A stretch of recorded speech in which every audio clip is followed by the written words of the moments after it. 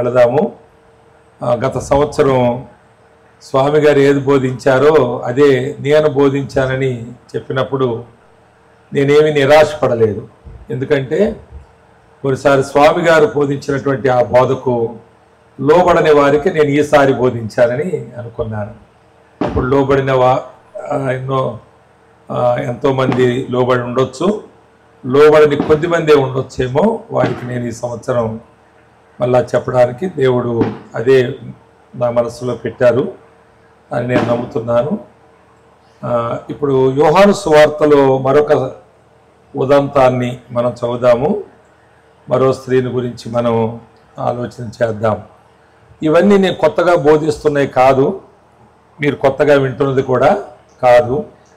అనేక పర్యాయాలు నేను చెప్పిన విషయాలే, మీరు కూడా విన్న విషయాలే.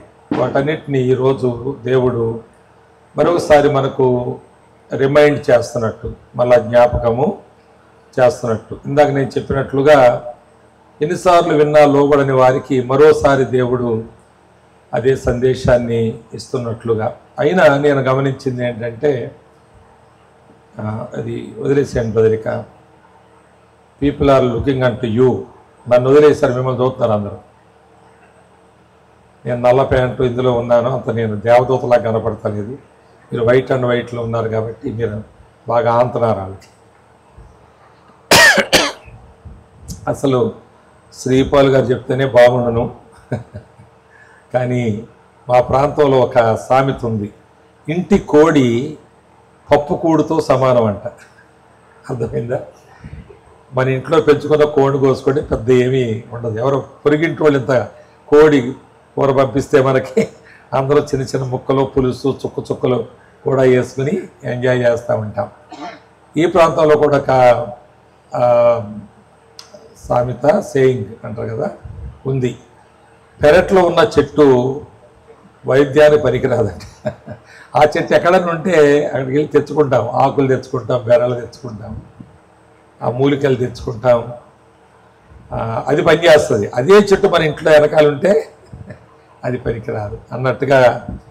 మరి ప్రవక్త తన స్వదేశంలో అతడు ఘనపరచబడ్డ అన్నట్లు కూడా మనం చూస్తాం. సరే, యోహాను సువార్తలో 2 వచనాలు చదువుదాం. 8వ అధ్యాయంలో గత రాత్రి మనం 4వ అధ్యాయం చూసాము. 4వ అధ్యాయంలో మొదటి నుండి దాదాపుగా 42వ వచనం వరకు మనం చూసినప్పుడు మనకు మంచి మన జీవితాన్ని పరీక్షించుకోవడానికి దేవుడు సమరయ స్త్రీని ఇందులో ఉంచాడని మీలో చాలామంది గ్రహించారని నేను నమ్ముతున్నాను. ఈ రాత్రి కూడా అలాంటి ఒక గ్రహింపు మనకు కలిగేటట్లుగా దేవుడు మనతో మాట్లాడాలని ఆశిద్దాము. ప్రార్థనకు ముందు ఈ 8వ అధ్యాయం యోహాను సువార్తలో 2-3 వచనాలు మనం చదువుకుందాం. 2-3 అలాగే 5వ వచనం వరకు కూడా. తెల్లవారుగానే యేసు తిరిగి దేవాలయంలోనికి రాగా ప్రజలందరూ ఆయన యొద్దకు వచ్చిరి గనుక ఆయన కూర్చుండి వారికి బోధించుచుండెను. శాస్త్రులను పరిచయులను వ్యభిచారమందు పట్టబడిన ఒక స్త్రీని తోడుకొని వచ్చి ఆమెను మధ్య నిలువబెట్టి, బోధకుడా, ఈ స్త్రీ వ్యభిచారము చేయుచుండగా పట్టబడెను. అట్టి వారిని రాళ్ళు రువ్వి చంపవలనని ధర్మశాస్త్రములో మోషే మనకు ఆజ్ఞాపించను కదా, ఆయనను నీవేమి చెప్పుచున్నావని ఆయనను అడిగిరి. ప్రార్థన చేసుకుందాం.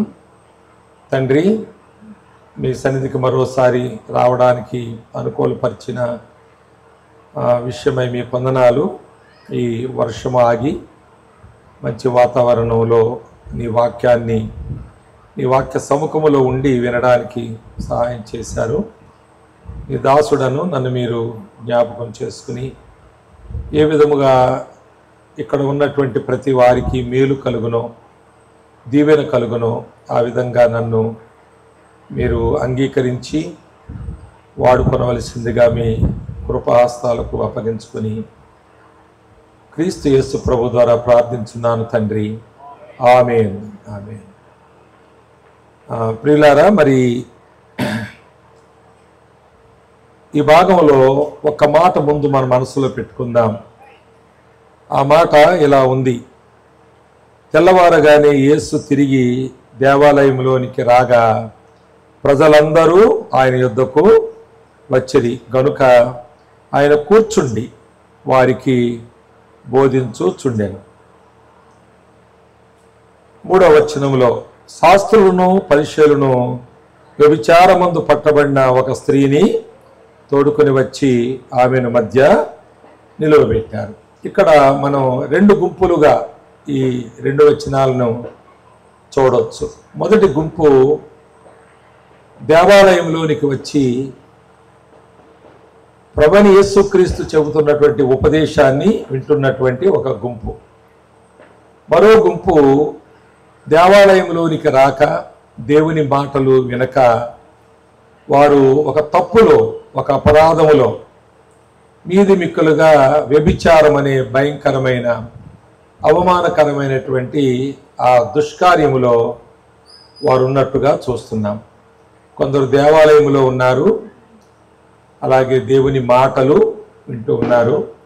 మరికొందరు దేవాలయంతో సంబంధం లేకుండా అందరూ దేవాలయంలోకి వెళ్ళాక వారు మరొక పనిలో, మరొక దోషములో, మరొక వారి పాపములో వారు ఉన్నట్టుగా మనం చూస్తున్నాం. కనుక ఈ ఒక్క మాట మీ మనసులో పెట్టుకుంటే తర్వాత వర్షం వచ్చినా పర్లేదు, ఎవరింటికి వాళ్ళు వెళ్ళిపోవచ్చు. ఆ మాట ఏంటంటే, దేవుని మాటలు వినేవారు వారు దేవుని చేత దీవించబడుతూ ఉండగా దేవుని మాట వినని వారు దోషులుగా గుర్తించబడ్డారు, పట్టబడ్డారు. కానీ ఇక్కడ ఉన్నటువంటి వారిని 2 గుంపులుగా కూడా విభజించవచ్చు. వారెవరో నేను చెప్పలేను, కానీ దేవుడు చూస్తున్నాడు వారిని. మరి వారు కూడా ఎరుగుదురు, ఏ గుంపులో ఉండదగిన వారో వారికి కూడా తెలుసు. ఒక గుంపు దేవుని మాటను వింటూ దీవించబడుతున్న గుంపు, దేవుని మాటకు లోబడి. ఇక్కడ రాయబడిన మాట ఎలా ఉందంటే, తెల్లవారగానే యేసు తిరిగి దేవాలయంలోనికి రాగా ప్రజలందరూ ఆయన యొద్దకు, అందరూ దీన్ని ఒక మాట ఎలా అనుకుందాం, ఊరందరూ ఆయన యొద్దకు వచ్చారు. ఆయన యొద్దకు రాని ఒక స్త్రీ ఉంది అని మనం ఇక్కడ చూస్తున్నాం 3వ వచనంలో. వారితో కలిసి ఆయన యొద్దకు రాని స్త్రీ, ఆ స్త్రీ పాపములో పట్టబడింది. అది చాలా అవమానకరమైన పాపము, దుష్క్రియ. సమాజంలో తల ఎత్తుకోలేనటువంటి ఆ యొక్క వ్యభిచార క్రియలో ఆమె పట్టబడడం, ఆమె వారి మధ్యకు తీసుకుని రాబడింది, దేవాలయంలో తీసుకురాబడింది. దేవాలయంలో చాలామంది ఎందుకు కూర్చున్నారంటే, ప్రభువు మాతో చెప్పిన మాట ప్రకారం మేము జీవించి నిర్దోషులుగా నడుచుకుందాము అని నేర్చుకోవడానికి కూర్చున్నారు. మరొక ఆమె ఆ మాటలను త్రోసివేసి వారితో దేవాలయంలోకి వెళ్ళి దేవుని మాటలు వినడం మానేసి తన ఇష్టానుసారమైన ఒక విచ్చలవిడి మార్గములో ఉండి పట్టబడి ఆమె అవమానమునకు గురి అయినట్లుగా చూస్తున్నాం. కనుక ఈ రాత్రి నీవు ఎలా ఉన్నావు, ఏ జాబితాలో నీ పేరు వ్రాయొచ్చు? దేవుని మాటలు వింటూ ఉన్న వారి జాబితాలో నువ్వు ఉన్నావా? లేక దేవుని మాటలు నిర్లక్ష్యం చేసి నీ ఇష్టానుసారమైన మార్గములో నీవు జీవిస్తున్నావా? నిన్ను ఎందులో రాసుకుంటావు నీ పేరు? నీకు తెలుసు, దేవునికి కూడా ఆ విషయం తెలుసు. నాకు తెలియదు, మరి ఇక్కడున్న వారికి కూడా వివరంగా తెలియదు. కానీ వివరంగా తెలిసింది నీవు, దేవుడు. అందువల్ల ఈ రాత్రి నీవు ఇక్కడికి వచ్చావు, చాలా సంతోషం.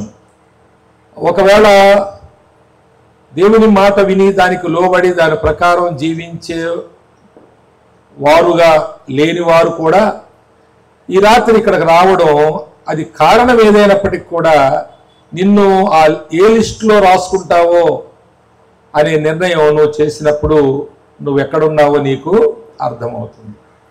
కనుక దేవుని వాక్యాల గురించి ఒక మాట 29వ అధ్యాయం యెషయా గ్రంథం సామెతల గ్రంథంలో 18వ వచనంలో మనందరికి తెలిసిన మాటనే అది.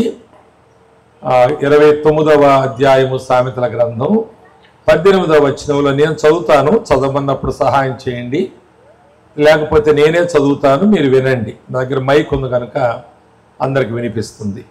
దేవోక్తి లేని ఎడల, సామెతలు 29:18. మీ చేతిలో పెన్నున్నా పెన్సిల్ ఉన్నా దాన్ని అండర్లైన్ చేసుకోండి. ఈ మాటను 18th వర్స్ని రౌండ్ ఆఫ్ చేసుకోండి. ఇది బైబిల్ తీస్తే నీకు కనబడేలాగా, బైబిల్ తీస్తే నీ కళ్ళకు కొట్టొచ్చినట్లుగా కనబడేలాగా ఏదైనా చేసి అక్కడ నీవు గుర్తుపెట్టుకుంటే మంచిది. దేవోక్తి లేని ఎడల జనులు కట్టులేక తిరుగుదురు, ధర్మశాస్త్రమును అనుసరించువాడు ధన్యుడు. దేవోక్తి, దేవుని యొక్క మాట ఎక్కడ ఉండదో జనులు అక్కడ కంట్రోల్లో ఉండరట. కంట్రోల్లో ఉండరంటే వారు వారి కంట్రోల్లో వాళ్ళు ఉండరు, ఎవరి కంట్రోల్లోనూ వారు ఉండరు. వారు ఎలా గుప్తారంటే యేసు చెబుతాడు ఆ మాట యోహాను సువార్తలోనే 8వ అధ్యాయంలో మరి 31వ వచనంలో యేసు ఆయనను నమ్మిన యూదులతో ఆయన మాట్లాడుతున్నాడు. మాట్లాడుతూ మీరు ఆయన వాక్యములు వినే విషయం చెప్పడానికి ఆయన ఇలాగా వారికి బోధించాడు. మీరు నా వాక్యమందు నిలిచిన వారైతే నిజముగా నాకు శిష్యులై సత్యమును, నా వాక్యమందు నిలిచిన వారు అన్నాడు. నా వాక్యమును చదివిన వారు కాదు, నా వాక్యమును విన్నవారు కాదు, నా వాక్యమును గోడల మీద వాల్ టెక్స్ట్లుగా తగిలించుకున్న వాళ్ళు కాదు, నా వాక్యమును క్యాలెండర్స్ మీద ప్రింట్ చేసి చదివిన వాళ్ళు కాదు, లేక నా వాక్యమును రోజుకొక ఆ డేట్ దగ్గర ఉన్నటువంటి మాటను చదివిన వాళ్ళని కాదు. ఇవన్నీ మనం చేస్తున్నాం కనుక వాటిని నేను ఒక వెక్కిరింపుగా చెబుతున్నాను, ఒక విమర్శగా చెబుతున్నాను. కనుక క్రైస్తవుల గృహాల్లో గోడలు నిండిపోయిన వాక్యాలు ఉన్నాయి. వాళ్ళ మందిరాలు కూడా అన్ని చోట్ల వెనక ముందు పైన కింద అన్ని నిండిపోతాయి. పైకి ఒక సిలువ కూడా ఉంటుంది, వాళ్ళ గేటుకు కూడా సిలువ ఉంటుంది, గోడలకు ప్రహారీ గోడలకు కూడా వాక్యాలు రాస్తూ ఉంటారు. ఒకసారి నేను తిరుపతి వెళితే కొండకు వెళ్ళే దిగువలో ఒక మందిరం ఉంది. ఆ మందిరంలో సేవకుడు సామ్యుయల్ నైకర్ అనేటువంటి ఆయన చనిపోయారు, ఇప్పుడు లేరు. ఆయన మరి ఆ గోడల నిండా వాక్యాలు రాసేసాడు. అసలు దానికి వైట్ వాష్ వేశారా లేకపోతే రంగురంగులు బాగారా అన్నట్టుగా ఉంది, అలికినట్టుగా ఉంది. ఉంటే అప్పుడు నేను అడిగాను, బ్రదర్ ఏంటిది అన్నాను. ఆయన శ్రీపాల్ గారు లాగా ఒక గుడిలో పూజారి అక్కడ. ఆ తర్వాత కాలంలో ప్రభుని నమ్ముకున్నాడు, నమ్ముకుని అక్కడే సేవ మొదలుపెట్టాడు. ఆయన అక్కడ ఒక స్థలం దొరికింది, ఆయనకి పితరుల స్థలం అది, ఆ స్థలంలోనే కట్టాడు. అది కొండకు వెళ్ళే దారి, పైకి తిరుపతి కొండకు వెళ్ళే దారి. అయితే నేను చూసి అడిగాను, ఏంటి ఇంత ఇలా రాశారంటే, దేవుని వాక్యం అన్నా రాయాలి, అదంతా రాయాలి. ఇంకా అసలు నేను అనుకున్నాను ఈ రోడ్డు వైడనింగ్ చేస్తున్నారు, పెంచుతున్నారు వెడల్పు, అందుకే ఈ గోడలు తీసేస్తారని భయంతో కొన్నే రాశాను, గోడలు కూడా నింపే అసలు న్యాయంగా అని అన్నాడు. అప్పుడు నేను అన్నాను, మరి ఎట్లా ఎన్నిసార్లు తిరిగితే మాత్రం అన్నీ చదవగలరు ఒక వ్యక్తి అని అడిగాను. నేను ఇన్ని వాక్యాలు రాసావు కదా, ఎన్నిసార్లు తిరిగితే అటు ఇటు చదవగలరు? నేను అది 2వ, 3వ, 4వ తిరుపతికి అక్కడ వెళ్ళడం, ఈ చర్చికి నేను 2వ వెళ్ళాను. మరి నేను ఎన్నోసార్లు వచ్చాను, మరి నాకు ఒకటి వాక్యం కూడా గుర్తులేదు నాకు అని అన్నాను. కనుక ఈ రోజున మనం ఆలోచన చేయాలి. అప్పుడు అవన్నీ కూడా వైట్ వాష్ వేయించేశాను. నేను చెప్పాను, ఆయన చేశాడు, వైట్ వాష్ చేశాడు, కంప్లీట్గా ఏమీ లేకుండా చేశాడు. అప్పుడు దాని మీద ఒక వాక్యం రాయించాను, యేసు క్రీస్తే సర్వలోకమునకు శాంతికరమై ఉన్నాడు అని ఒక్క మాట రాయండి, ఒక్కటే రాయండి అంతే. దాన్ని ఎవరైనా పోయిటాళ్ళు చదువుతారు, అక్షరాలు వచ్చినారు చదువుతారు, చదవాలని చదవకపోయినా. నేను కూడా సినిమా వాల్ పోస్టులు చదువుతుంటాను అప్పుడప్పుడు వెళ్ళేటప్పుడు. ఎందుకంటే నాకు అక్షరాలు వచ్చు కాబట్టి వాల్ పోస్ట్ ఉంది, కన్ను పడద్ది, కన్ను లాగేస్తాను. లాగడం అంటే మనసు లాగదు, కన్ను దాన్ని చదువుతుంది కదా, అలాగే చదువుతారు, ఎవరో చదువుతారు. మరి చదివినప్పుడు ఆ మాట వారి లోపల గుర్తుంటుంది.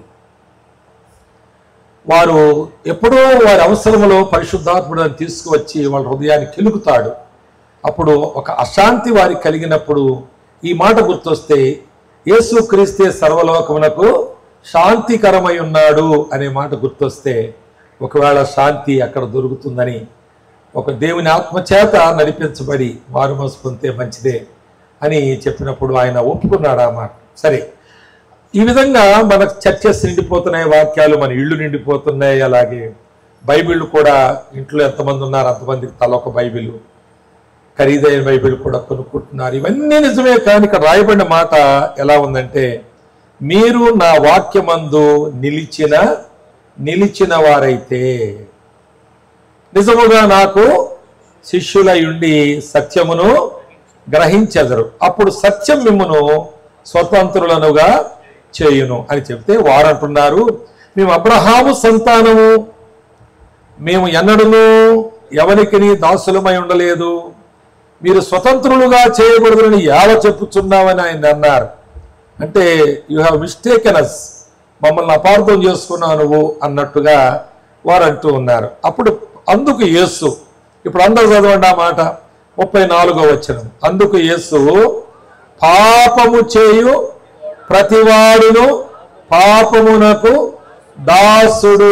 వినండి, అబ్రహాము సంతానం అంటున్నారు, కానీ ఆ కింద ఆయన అంటాడు 38వ వచనంలో, క్షమించండి 39వ వచనంలో, అందుకు ఆయనతో మా తండ్రి అబ్రహాం అనేది, యేసు మీరు అబ్రహాము పిల్లలైతే అబ్రహాము చేసిన క్రియలు చేతులు మీరు అలా చేయడం లేదు కదా, మీరు నా మాట విని దానిని మీరు గ్రహించి దాని ప్రకారం నడుచుకుంటే మీరు స్వతంత్రులు అవుతారు. అబ్రహాం అలాగయ్యాడు. ఆయన ఎప్పుడు నన్ను 40వ వచనంలో అబ్రహాము అట్లు చేయలేదు అంటాడు. అబ్రహాము అట్లు చేయలేదు, మీరు అబ్రహాము సంతానం అంటున్నారు. ఇప్పుడు ఈ కాలంలో మేము క్రైస్తవ కుటుంబంలోనే పుట్టాము, మా తాతగారు ఫలానా పేరు, అది వారు చేసిన పనిది, అసలు ఈ స్థలం మా తాతగారు ఇచ్చారు, ఇక్కడ చర్చి కట్టడం కూడా ఆ తర్వాత మేమే ఎక్కువ డొనేషన్ ఇచ్చాము, పాస్టర్ గారు ఇక్కడికి వచ్చినప్పుడు వారిని మా ఇంట్లోనే చేర్చుకున్నారు మా తాతగారు, కనుక ఈ పరిచర్య జరుగుతూ ఉంది. ఇలాగంటే మా కుటుంబమే కారణం అని మీరు అంటున్నారు కదా, కానీ మీరు పాపము చేయుచున్నారు. మేము ఎవరికి దాసులం కాదన్నారే, పాపము చేయువాడు పాపమునకు దాసుడై ఉన్నాడు. ఇక వాళ్ళు వాదం పెట్టుకున్నారు ఆయనతో. అప్పుడు ఆయన, మరి మీ తండ్రిలా వాదం పెట్టుకోలేదు నాతోటి, మరి మీరు పెట్టుకుంటున్నారు కదా, నేను చెప్పిన మాటకు మీ తండ్రి లోబడ్డాడు, మీరు లోబడడం లేదు కదా అని చెప్పి ఒక చాలా పెద్ద మాట, వారి జీవితాన్ని పరీక్షించుకోవడం సరిపోయి ఒక మాట చెప్పాడు. అది 44వ వచనం చూడండి. మీరు మీ తండ్రి యగు అపవాది సంబంధులు. వీళ్ళేమన్నారు, మేము మా తండ్రి యగు అబ్రహాము సంతానము అన్నారు. మేము మా తండ్రి యొక్క అబ్రహాము సంతానం అని చెప్పినప్పుడు ఆయన అన్నాడు, మరి మీరు అబ్రహాము సంతానం అయితే అబ్రహాములాగెందుకు బ్రతకడం లేదు మీరు అన్నాడు. ఇప్పుడు ఆయన ఎవరండి, జక్కయ్య పాపి అయిన మనుష్యుడు అని వాళ్ళందరూ అన్నారు. యేసుప్రభు ఇంట్లోకి వచ్చాక వాళ్ళు అంటున్నారు, పాపి అయిన ఈ మనుషుని ఇంటికి జక్కయ్య ఎందుకు బస చేయడానికి వెళ్ళాడు అన్నారు. అప్పుడు యేసుప్రభు తలదించుకోవాలి. ఆయన ఆ ఇంటికి వెళ్ళాడు. బయట ఉన్నటువంటి వారు, ఆయన వెంబడిస్తున్న జనసమూహాలు విమర్శిస్తున్నారు. ఎవరిని? యేసుని విమర్శిస్తున్నారు. ఎవరిని బట్టి? జక్కయ్యను బట్టి. ఎందుకు జక్కయ్యను బట్టి విమర్శిస్తున్నారు? ఆయన పాపం ఆయన వెతికి వెతికి చెట్టు ఎక్కాడు కదా, చివరికి ఆయన కిందకి దిగి సంతోషంతో ఆయన ఇంటికి చేర్చుకున్నాడు కదా, మరి ఆయన ఎందుకు విమర్శిస్తున్నారు? అంటే ఆయనలో ఉన్న పాపాన్ని వారు చూసి విమర్శిస్తున్నారు. కనుక మనం అవుట్వార్డ్గా బయట మనం తప్పనిసరిగా క్రైస్తవ కుటుంబం చెందిన వాళ్ళమే, ఆ మందిరం మనదే, మనం కట్టుకున్నాం, వెళుతున్నాం, ఆరాధిస్తున్నాం, ఇదంతా నిజమే, పాడుతున్నాము, మనము బైబిల్ చదువుతున్నాము, క్విజ్లో పాల్గొంటున్నాము, బహుమానాలు తెచ్చుకుంటున్నాము, మన పిల్లలు సండే స్కూల్ పెడుతున్నారు, ఇదంతా కాదని చెప్పడం లేదు. కానీ అబ్రహాము చేసినట్టుగా ఎందుకు చేస్తా లేదు? ఇప్పుడు జక్కయ్య గురించి ఆయన చెబుతూ అన్నాడు, ఇతడును అబ్రహాము ఎలా చెప్పాడన్నమాట అంటే, అబ్రహామును దేవుడు పిలిచినప్పుడు ఆయన నిస్సందేహంగా అనుమానం లేకుండా దేవుడు అబ్రహామును పిలిచినప్పుడు ఆయన ఎక్కడికి వెళ్ళాలో చెప్పలేదు, ఆయనకి ఏముందో అక్కడ తెలియదు. మరి మన అపొస్తలుల కార్యంలో 7వ అధ్యాయంలో స్టెఫెన్ చెప్పిన బోధలో ఒక మాట వింటాం, తీనక్కర్లేదు, వినండి. ఆయన అంటాడు, అబ్రహాము మెసిపితోమియా నుంచి ఊరు అనే పట్టణంలో నుంచి ఆయన బయలుదేరి వెళ్ళినప్పుడు ఆయన దేవుడు నాకు ప్రత్యక్షమయ్యాడు, నన్ను నీ స్వజనులను నీ దేశమును విడిచి వెళ్ళమన్నాడు, కాబట్టి నేను బయలుదేరానన్నాడు. ఎవరైనా ఎక్కడికి వెళ్తున్నావురా బాబు అని అడిగితే తెలియదు అన్నాడు. తెలియకపోతే ఎలా వెళ్తున్నావురా అంటే దేవుడు ప్రత్యక్షమై చెప్పాడు, బయలుదేరమన్నాడు. బయలుదేరు. ఎక్కడికి తెలియదు, అక్కడ నీకేముంది తెలియదు, అక్కడ నువ్వేం తింటావు తెలియదు, మరి ఇక్కడ కంటే అక్కడ నీకేమైనా అభివృద్ధి ఉందా, అక్కడ గొప్పవాడు అవుతావా తెలియదు, మరేం తెలుసు నీకు, ఆయన చెప్పాలని తెలుసు అంతే. అది క్రైస్తవ జీవితంలో ఇలాంటి వారు దీవించబడినట్లుగా రీజనింగ్ చేస్తారు చూడండి. అలాగైతే ఎలాగా, ఈ పరిస్థితుల్లో అలా మనం ఎలా చేయగలం? దేవుని వాక్యంలో ఉంది నిజమే, కానీ సేవకులు అలా చెప్తారు, కానీ మనం కూడా దాన్ని మనము అంగీకరించి దాని ప్రకారం చెయ్యాలి, కానీ వీలు కాదు. అలాంటి వారు ఎప్పుడు దీవించబడరు.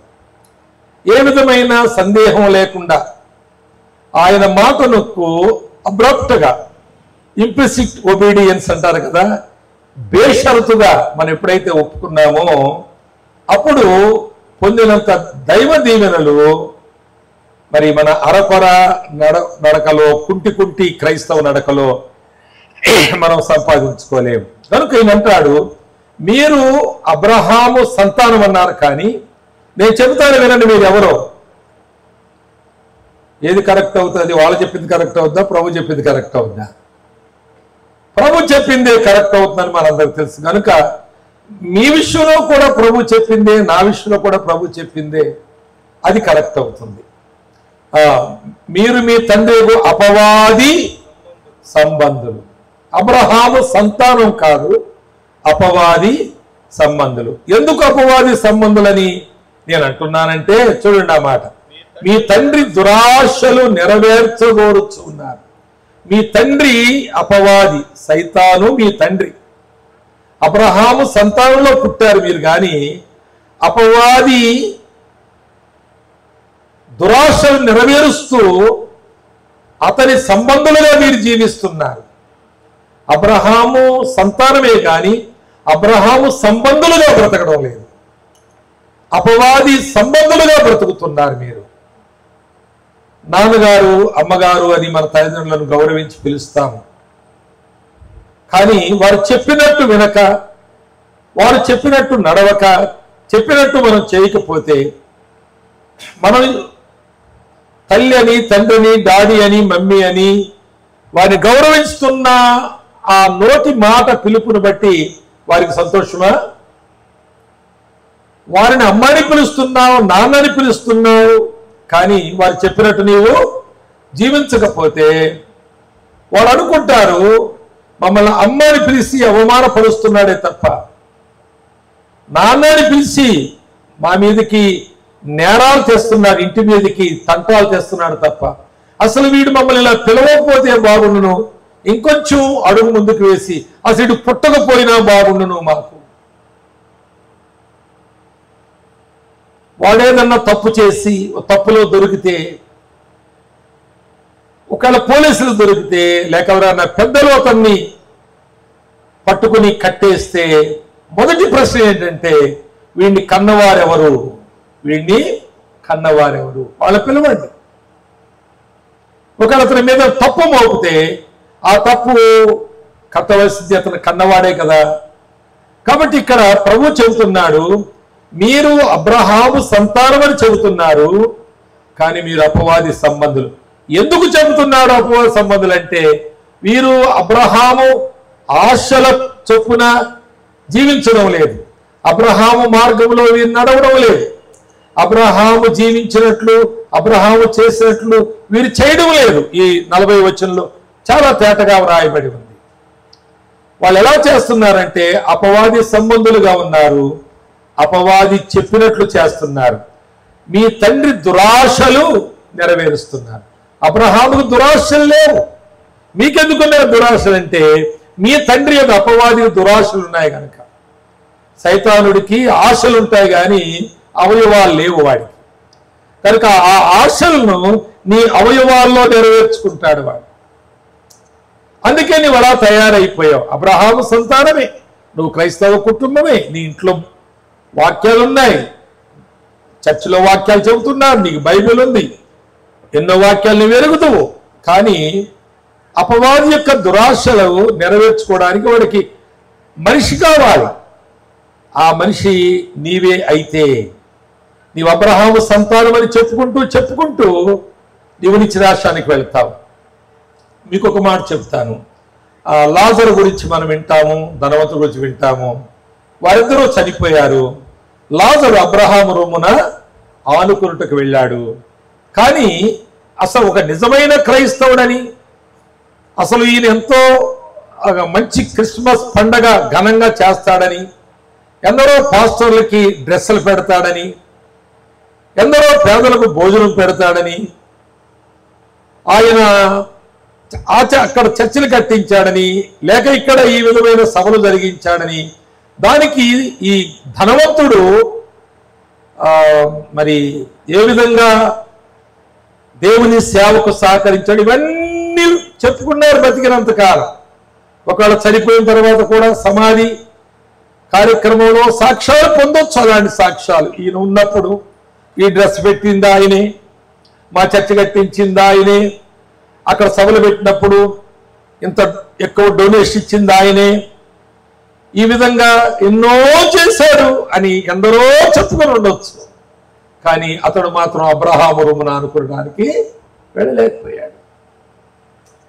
ఆయన అబ్రహాము సంతానముగానే చలామణి అయ్యాడు, కానీ అబ్రహాము రొమ్మున ఆనుకోవడానికి ఆ దరిద్రుడైన లాజరు వెళ్ళినట్లుగా మనం చూస్తున్నాం.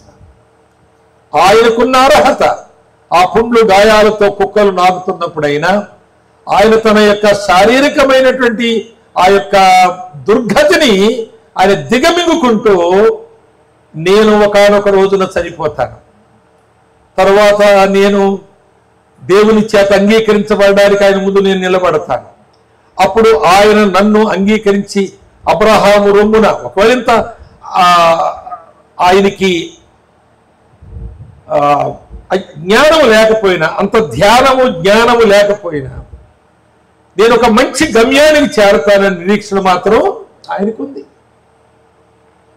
కనుక ఆయన ఇంకా చనిపోవడం కొరకే కనిపెడుతున్నాడు. ఎందుకంటే ఆ నెక్స్ట్ తనకున్న భాగ్యం తానేరుగును. కనుక విశ్వాసులమైన మనము అంత కడు దరిద్రులమైనా పర్వాలేదు, అంత ఘోరమైన రోగములతో పీడించబడుతున్నా పర్వాలేదు, కానీ మనం అబ్రహాము సంతానం కనుక అబ్రహాము చేసినట్లు మనం చేసినప్పుడే ప్రభు చేత మనం అంగీకరించ, ఆయన శిష్యులు అని మనం పిలువబడతామని చెబుతున్నాడు. ఇక్కడ మరొక మాట చదువుతాం 44లో, ఆది నుండి వాడు నరహంతకుడై ఉండి సత్యమందు నిలిచిన వాడు కాడు,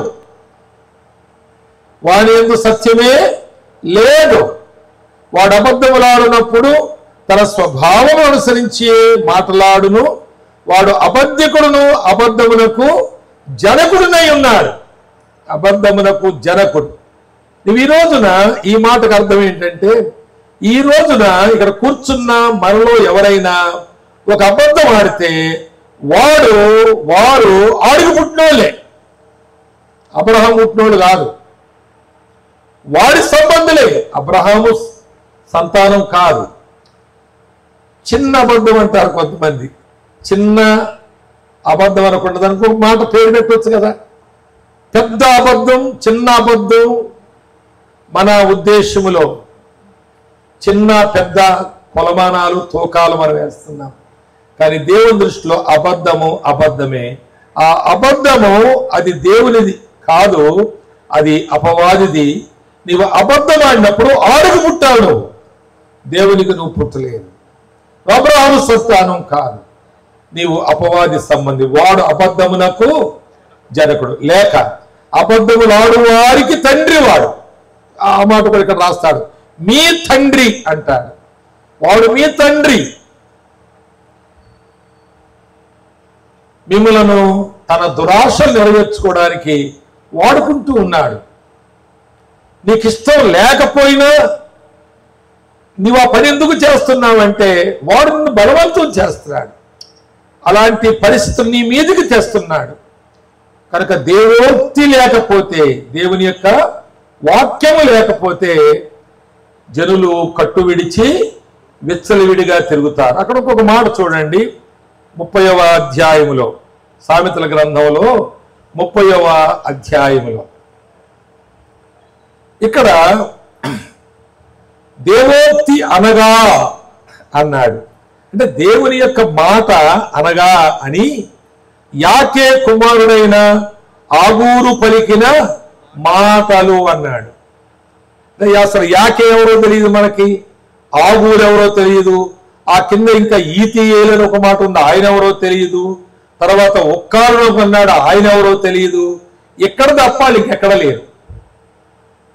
అసలు ఇంకొక మాట చెప్పాలంటే అసలు వారు ఉన్నారా లేదా అనేటువంటి వారు. కానీ వారు ఒక రాజు అయి ఉన్నారేమో, ఏ దేశానికైనా లేక ఏ ప్రజలకైనా నాయకులై ఉన్నారేమో, లేక ఒక వంశావళికి మూల పురుషులై ఉన్నాడేమో యాకే అని ఆయన కుమారుడైన ఆగూరు, ఆయన పలికిన మాటలు. ఈ మాటలు ఆ మనుషుడు ఈతియేలుకు చెబితే, ఈతియేలు పోయి ఒక్కాలుకు చెబితే ఆ మాటలే దేవోక్తులంట. ఇది ఒక ధ్యానం, అది దాన్ని ఇప్పుడు దాని జోలికి మనం వెళ్ళొద్దు. కానీ దేవోక్తి అంటే ఏంటో గ్రహించిన మనుషుల్ని ఇక్కడ చూపిస్తున్నాడు. ఆ గ్రహించి వాళ్ళన్న మాటలు వినండి. 2వ వచనం, నిశ్చయముగా మనుషులలో నా వంటి పశుప్రాయుడు లేడు అన్నాడు. అంటే దేవోక్తిని సరిగా అర్థం చేసుకుని దేవుని యొక్క మాట ఇది అని అన్నవాడు అలాగా అననివాడు. 2 రకాల 2 గుంపులు ఉంటాయి ఇక్కడ. మళ్ళా ఇది దేవుని వాక్యము, ఆయన బాగా చెప్పాడు, ఈయన బాగా చెప్పాడు. పోలీసారి స్వామి గారు సమరస్య గురించి చెప్పినప్పుడు ఎంత బాగా చెప్పారు. నిన్న ఏదో 4 మాటలు చెప్పి ఆమెనన్నాడు కానీ అని ఆయన్ని నన్ను ఓ తూకంలో వేసి, త్రాసుల్లో వేసి తూకం, ఇవన్నీ కాదు. స్వామి గారు మాట్లాడవచ్చు, నేను మాట్లాడవచ్చు, ఇక్కడ ఉన్న దైవజనులు అందరూ వాక్యం చెప్పేవాళ్ళు మాట్లాడవచ్చు. కానీ దేవుని ద్వారా వీరు మాట్లాడారు. ఇవి దేవుని మాటలు, ఇవి మనుషుల మాటలు కాదు. తెస్సలోనిక సంఘం అలా అంగీకరించిందని మనం చూస్తాం 2వ అధ్యాయంలో. అయితే అలాగే ఇది దేవుని వాక్యము, ఇది మనుషుల వల్ల బోధించబడింది కాదు. ఆ మనుషులు దేవుని యొక్క ఆత్మచేత వాడబడినటువంటి వారు. ఇది నా కొరకు మాట్లాడిన మాట అనుకున్నటువంటి వారు ఇలా గ్రహిస్తారట, నేను మనుషులలో నా వంటి పశుప్రాయుడు లేడు అని. తర్వాత ఒక మాట చెప్తాడు 3వ వచనంలో, నేను జ్ఞానాభ్యాసము చేసుకున్నవాడను కాను, పరిశుద్ధ దేవుని గూర్చిన జ్ఞానము పొందలేదు. పరిశుద్ధ దేవుని గూర్చిన జ్ఞానము పొందకపోతే వాళ్ళందరూ పశుప్రాయులే. వాళ్ళు ఎక్కడున్నారో ఎందరున్నారో నాకు తెలియదు.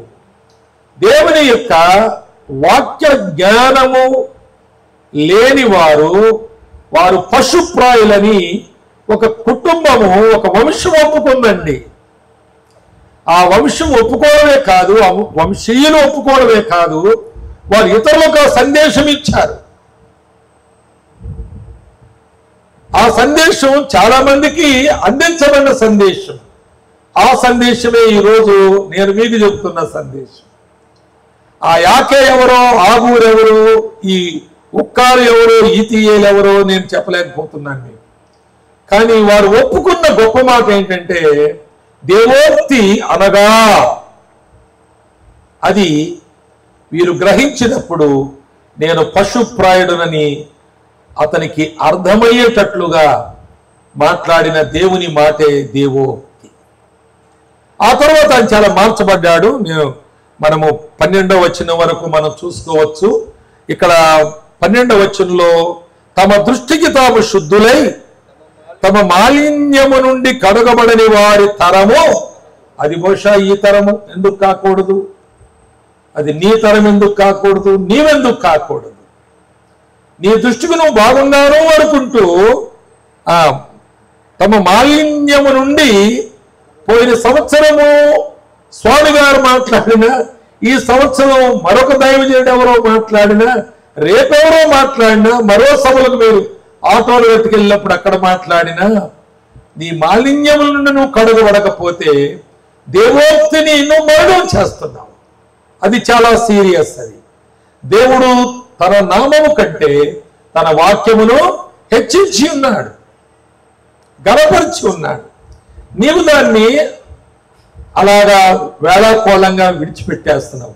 అందులో ఏముందలే, ఇందులో ఏముందలే, అందరూ అలా లేరా, నేను అలా లేకపోతే నేను ఒక్కరినే పాపిన, వాళ్ళందరూ కాదా, వాళ్ళందరూ పుణ్యాత్ములైతే నేను పుణ్యాత్ముడిని అనుకుంటే నీవు దేవోక్తిని మలినపరుస్తున్నావు. కనుక నీ మలినము నుండి కడిగే ఔషధం ఇంకా ఏదీ లేదు, దేవుని వాక్యం నేను కడగకపోతే. అందుకే దావీదు ఒక మాట ప్రార్థన చేశాడు కదా, 119వ కీర్తనలో 9వ వచనంలో, దేవా ప్రభువా నీ ఎదుట నేను పాపము చేయకుండానట్లు. అమ్మా వింటున్నారా? నీ ఎదుట నేను పాపము చేయకుండానట్లు. చూడండి ఆ మాట. అంటే మనము ఎవరి ఎదుటనైనా పాపము చేసి తప్పించుకోగలం అని అర్థం. దానికి దావీదు చెబుతున్న మాటల ఉద్దేశం ఏంటంటే, నీ ఎదుట నేను పాపము చేయకున్నట్లు అనే మాటకు కొన్ని ఆయన చాటును కూడా చేయగల మనుషులు ఉన్నారని చెప్పుకునే మాట కాదు. అంటే నీ ఎదుట పాపము చేసి నీకు తెలియకుండా ఎవరు తప్పించుకోగలరు? నేను చేసిన పాపం ఎంత చీకట్లోనైనా నీ కనపడకుండా నేను చేయగలనా? నా మనస్సులో నేను ఆలోచన ఒక పాపం విషయమే చేసినప్పుడు, నా తలంపుల్లో నేను దాని విషయమై ఆనందిస్తున్నప్పుడు, నా చుట్టూ ఉన్న 100 మంది దాన్ని గ్రహించలేరు, కానీ నీకు తెలియకుండా ఉండునా? అది దాని అర్థం. నీ ఎదుట నేను పాపము చేయకున్నట్లు నీ వాక్యమును నా హృదయములో ఉంచుకొని ఉన్నారు. నీ వాక్యమే లేకపోతే నా హృదయములో నేను ఆ నెక్స్ట్ ఫ్రాక్షన్ ఆఫ్ సెకండ్, ఆ కనురెప్ప పాటులో నేను పాపినవుతాను. నీ వాక్యమే లేకపోతే నా హృదయంలో నేను ఎన్ని అనుభవాలున్నా, ఎంతకాలం నేను క్రైస్తవ్యములో కొనసాగుతున్నా, బైబిల్ నేను ఎన్నిసార్లు చదివినా, నా హృదయంలో వాక్యము లేని మరుక్షణము నేను పాపుల జాబితాలోకి వెళ్ళిపోతాను. కనుక నీ వాక్యం ఎవరు? నీ వారి మార్గములను, వారి నడవడికను పరిశుద్ధపరచుకునే వాళ్ళు ఎవరంటే నీ వాక్యమునకు లోబడిన వారే కదా అంటాడు 11వ వచనంలో. యవనులు దేని చేత వారి యొక్క నడకను శుద్ధి చేసుకుంటారు, వాళ్ళ హృదయాన్ని శుద్ధి చేసుకుంటారు, వారి జీవితాన్ని శుద్ధి చేసుకుంటారు నీ వాక్యము ద్వారానే. కనుక ఆయన వాక్యము ఇంతకేంటంటే 8వ అధ్యాయంలో 2వ వచనములో ఆయన బోధిస్తున్నాడు. ప్రజలందరూ వచ్చి ఆయన వాక్యం వింటున్నారు. ఆ వాక్యం ఎవరు వినడం లేదో ఆ సమయంలో వారు వ్యభిచారంలో ఉన్నారు. వీరేమో ఉపదేశంలో ఉన్నారు, ఆ ఉపదేశ దీవెనలకు పాత్రులుగా ఉన్నారు. ఆమె వ్యభిచారములో ఉంది. అవమానకరమైనటువంటి విధంగా ఆమె అందరి ముందు నిలబడవలసి వచ్చింది. ప్రియులారా, పాపములో మనుషుల చేత పట్టబడిన వారు, పాపములో మనుషుల చేత పట్టబడిన వారు ఎందరో ఉండొచ్చు, కానీ వారిని పాపము పట్టుకొని ఉంది గనుక ఆ పాపము ఇంకా మనుషుల చేత పట్టబడలేదు కాబట్టి నువ్వు నెగ్గుతున్నావు, గెలుస్తున్నావు, ఏమీ లేనట్టుంటున్నావు. కానీ వినండి జాగ్రత్తగా, ఒక మనుషుడు నిన్ను పాపంలో పట్టుకుంటే అతను నిన్ను క్షమించవచ్చు, ఒకవేళ చూసి వదిలేయచ్చు. ఇంకో మాట చెప్తే మీకు బాగా అర్థం అవుతుంది. ఒక తండ్రి తన కుమార్తెను పాపములో పట్టుకున్నాడు అనుకోండి, అతడు ఎవ్వరికి అల్లరి చేయడు. కానీ అది పెద్ద విశేషం కాదు, కానీ ఆమెను పట్టిన పాపము అది విశేషం. అలాగున పట్టుబడినటువంటి వారు ఎంతో ప్రేమతో మనలో చేర్చుకునబడి ఇంటిలో వారిని భద్రపరుస్తూ వారు మనలో తిరిగి ఎలాంటి పాపం చేయకుండా ఉండే ఏర్పాట్లన్నీ చేసిన పారిపోయినటువంటి వారు ఎంతమంది లేరండి? అందరూ పండుకున్న తర్వాత పారిపోయినటువంటి వారు ఎంతమంది లేరు? నేను అందులో కొందరిని మనసులో తెచ్చుకునే ఆ సత్యాన్ని చెబుతున్నాను మీకు. నేను ఆశ్చర్యమైంది. 260 కిలోమీటర్ల దూరంలో దాచారు ఆ అమ్మాయిని. వాళ్ళ ఇంటికి 260 కిలోమీటర్ల దూరంలో ఒక పకడబందీ స్థలంలో వారి యొక్క ఇంట్లో తన చుట్టూ పట్టుకుంటున్నాను మనుషులు దాదాపుగా. కానీ తెల్లారేసరికి లేదా అమ్మాయి కొంతకాలమైన తర్వాత నమ్మించింది బాగా. తెల్లవారుజాము 4 గంటలకి ఆమె గైర్హాజరైంది. సరే, మళ్ళా తర్వాత పట్టుబడిన తర్వాత ఎంక్వైరీలో తేలింది ఏంటంటే ఆమె అతన్ని ఆ టైంలో 260 కిలోమీటర్ల నుంచి పిలుచుకుంది. కారు వేసుకొచ్చాడంట వాడు స్నేహితులతో. అలాగా అతన్ని కలిసి వెళ్ళిపోయింది. ఫోన్ ఎక్కడది నీకు అంటే, ఇంట్లో ఫోన్లు ఉంటాయి, తర్వాత సండే చర్చికి వచ్చిన వాడు ఫోన్లు ఉంటాయి. ఆ పాపము తను పట్టుకొని ఉండగా తండ్రి పట్టుకొని భద్రపరిచాడు, కానీ పాపము ఆ భద్రతల నుండి ఆమెను ఈడ్చుకొని పోయింది, లేచిపోయింది. భయంకరం. అతడు మ్యారీడ్ మ్యాన్, అతడికి అప్పుడు కొడుకో ఇద్దరో ఒకరో మరి మొత్తానికి ఉన్నారు. వాడు తిరుగుబోతూ ఒక విధంగా త్రాగడం అలవాట్లు, ఫైనాన్స్లో పనిచేస్తున్నాడు. ఆ డబ్బు విచ్చలవిడిగా చేసి దొంగ లెక్కలు రాస్తే అది రోజు కూడా తీసేశారు. ఇక వాడికి గత్యంతరంలోకి ఎటో తిరుగుతున్నాడు. ఈమె బిఎస్సి నర్సింగ్ చేసింది, వాడితో పారిపోయింది. ఎంత పాపమునకు ఏ విధమైనటువంటి హద్దులు లేవు. అలాంటి భయంకరమైన వారు ఉన్నారు. అలాంటి వారి గురించి ఇక్కడ ఆగూరు చేసే ప్రార్థన ఉంది. పశుప్రాయులు వాళ్ళు. పాపము నిన్ను పశుప్రాయులుగా చేస్తుంది. మనలను పాపము మనకు మర్యాద, సంతోషము ఇవన్నీ కలిగిస్తున్నట్లుగా కనబడుతుంది, కానీ నీవు పశుప్రాయమైన జీవితం జీవిస్తావని వాక్యం చెబుతుంది. ఒక మాట చూడండి, దేవుని మాటల గురించి మనం యోహాను సువార్తలో 3వ అధ్యాయంలో నీకోదేము చెప్పిన మాటను చూస్తాం. నీకోదేము 2వ వచనంలో, బోధకుడా నీవు దేవుని యొద్ద నుండి వచ్చిన బోధకుడవని నేను ఎరుగుదును. నీకోదేము ధర్మశాస్త్రోపదేశకుడు, వృద్ధాప్యం వరకు ఇశ్రాయేలుకు బోధకుడుగా ఉన్నాడు. Is lot of experience in the word of God. దేవుని వాక్యములో లేక ఆయన ధర్మశాస్త్రములో చాలా అనుభవశాల ఆయన. కానీ యేసు ప్రభు బోధిస్తున్నప్పుడు ఆయన మాట్లాడిన మాట ఏంటంటే, బోధకుడా ఆయనకు 30 ఏళ్ళు అప్పుడు అనుకుందాం, ఈయనకి అప్పటికి 90 ఏళ్ళు అనుకుందాం. ఈ 90 ఏళ్ళు బోధకుడు, ఆ 30 ఏళ్ళు ఎవడొస్తుంది బోధకుడా అంటున్నాడు. నీవు ఎందుకు నిన్ను బోధకుడు అన్నానంటే, నీవు నా వంటి బోధకుడవు కాదు, నీవు దేవుని యొద్ద నుండి వచ్చిన బోధకుడవు, నేను వంశపారంపర్యంగా వస్తున్న బోధకుడను. నా తర్వాత నా కొడుకు బోధకుడవుతాడు, నా కొడుకు తర్వాత నా మనవడు బోధకుడవుతాడు. కానీ అలాంటి బోధకుడవు కాదు. నువ్వు ఒకేసారి వచ్చావు, సర్వలోక మానవాళి పాప పరిహారార్థ నిమిత్తమై ఒక సందేశాన్ని తెచ్చావు. ఆ సందేశం నీవే, నువ్వు చెప్పే మాటలు కాదు. యేసు ప్రభువు ఆయన మన దేశంలో లోకం ఎన్నో మతాలు ఉన్నాయి.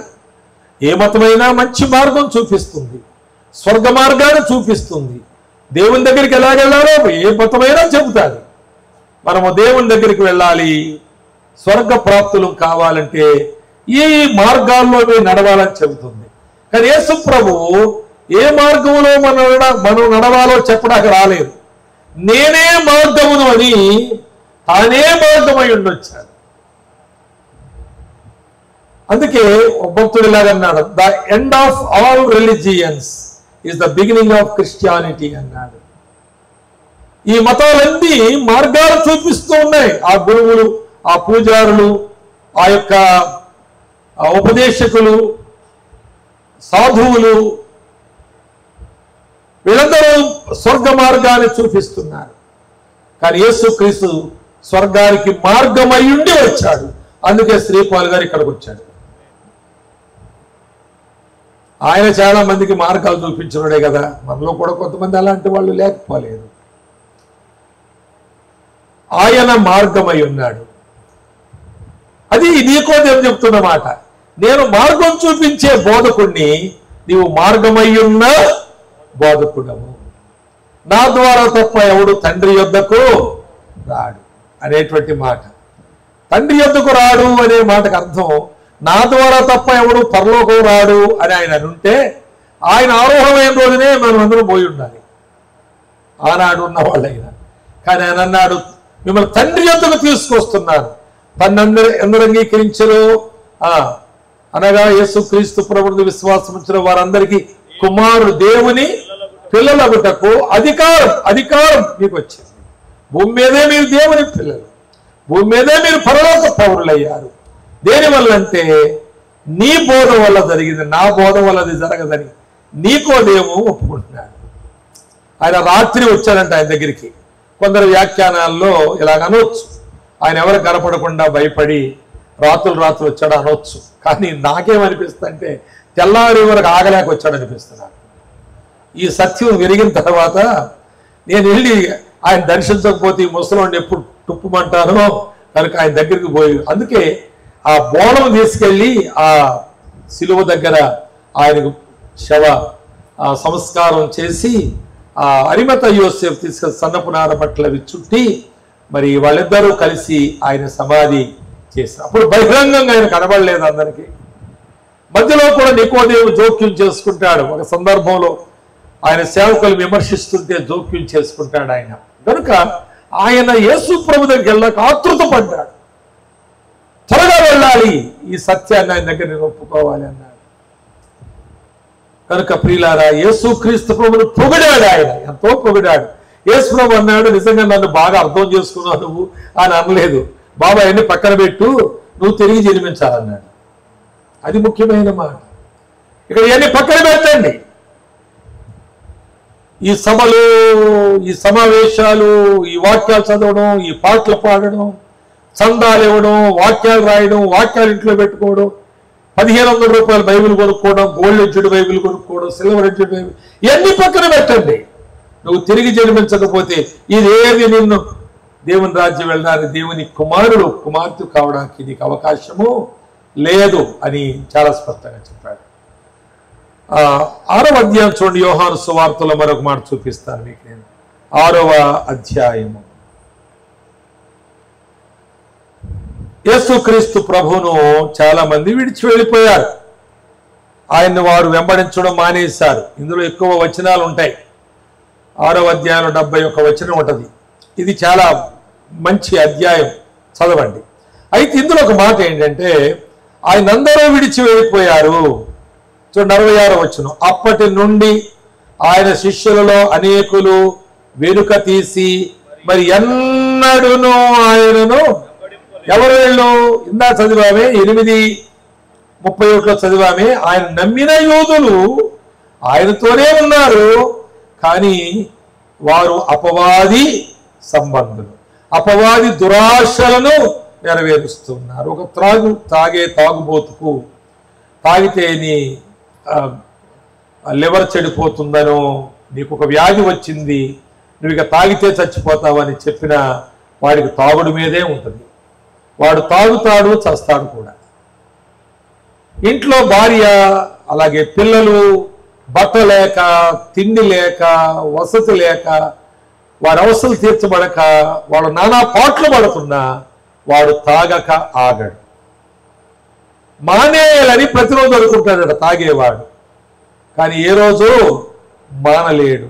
కారణం ఏంటంటే అపవాది యొక్క దురాశలు వాడు మన మీద ఇంపోజ్ చేస్తుంటాడు, మనకు ఆ ఒత్తిడిస్తుంటాడు. అలాగున మనలను వాటి వైపుకు ఈడ్చుకుపోతూ ఉంటాడు. అందుకే ఇక్కడ ఒక మాట చెబుతున్నారు, అందరూ విడిచిపెట్టి వెళ్ళిపోయారు, మరి ఎన్నడూను ఆయనను వెంబడించలేదు. కాబట్టి యేసు మీరు కూడా వెళ్ళిపోవాలని ఉన్నారా అని 12 మందిని అడుగగా సీమోను పేతురు, ప్రభువా, చదవండి అందరూ చదువుదాం, ఎవరి యొద్దకు వెళ్ళదుమో, నిన్ను వదిలేసి పోవాలంటే ఎక్కడికి పోతాం మేము? మళ్ళీ వాడే కదా మాకున్నది, ఎవరు?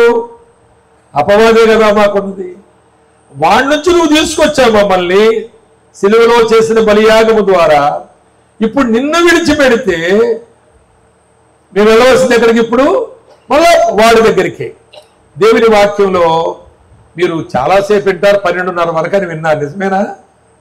మరి నేను చెప్తాను వాళ్ళందరికీ, వినండి, జాగ్రత్తగా వినండి. భోజనాలు చేశారా అందరూ? మరి ఇంటికి వెళ్ళి ఏం చేస్తారు? ఇంకా పడుకోవడమే కదా. సరే, జాగ్రత్తగా వినండి ఈ మాటలు. రోమా పత్రికలో పౌలు ఒక మాట అంటాడు, 7వ అధ్యాయంలో 4వ వచనంలో, మీరు దేవుని కొరకు ఫలము ఫలించుటకు మృతుల్లోంచి లేపబడిన క్రీస్తు యేసు అను వేరొక పురుషుని చేరుకున్నారు. మనం ఎవరిని చేరుకున్నామంట? ఎవరిని చేరుకున్నాం? వేరొక పురుషుని అట. ఎవరు? యేసు ప్రభు. యేసు ప్రభు వేరొక పురుషుడు అంట. మరి అసలు పురుషుడు ఎవరు? మన పురుషుడు. పురుషుడు అంటే భర్తే కదా. మోరార్లెస్ ఆ మాట వాడితే భర్తనే వాడతారు కదా. నువ్వు వేరే పురుషుడితో ఉండేదానివి, ఇప్పుడు వేరే పురుషుడితో ఉంటున్నావు అంటే ముందున్న పురుషుడు ఒకడు, తర్వాత ఉన్న పురుషుడు ఒకడు. తర్వాత ఉన్న పురుషుడు ఎవరో చెబుతున్నాడు ఇక్కడ పౌలు. మృతుల్లో నుంచి లేపబడిన క్రీస్తు యేసు అను వేరొక పురుషుని చేరుకున్నావు.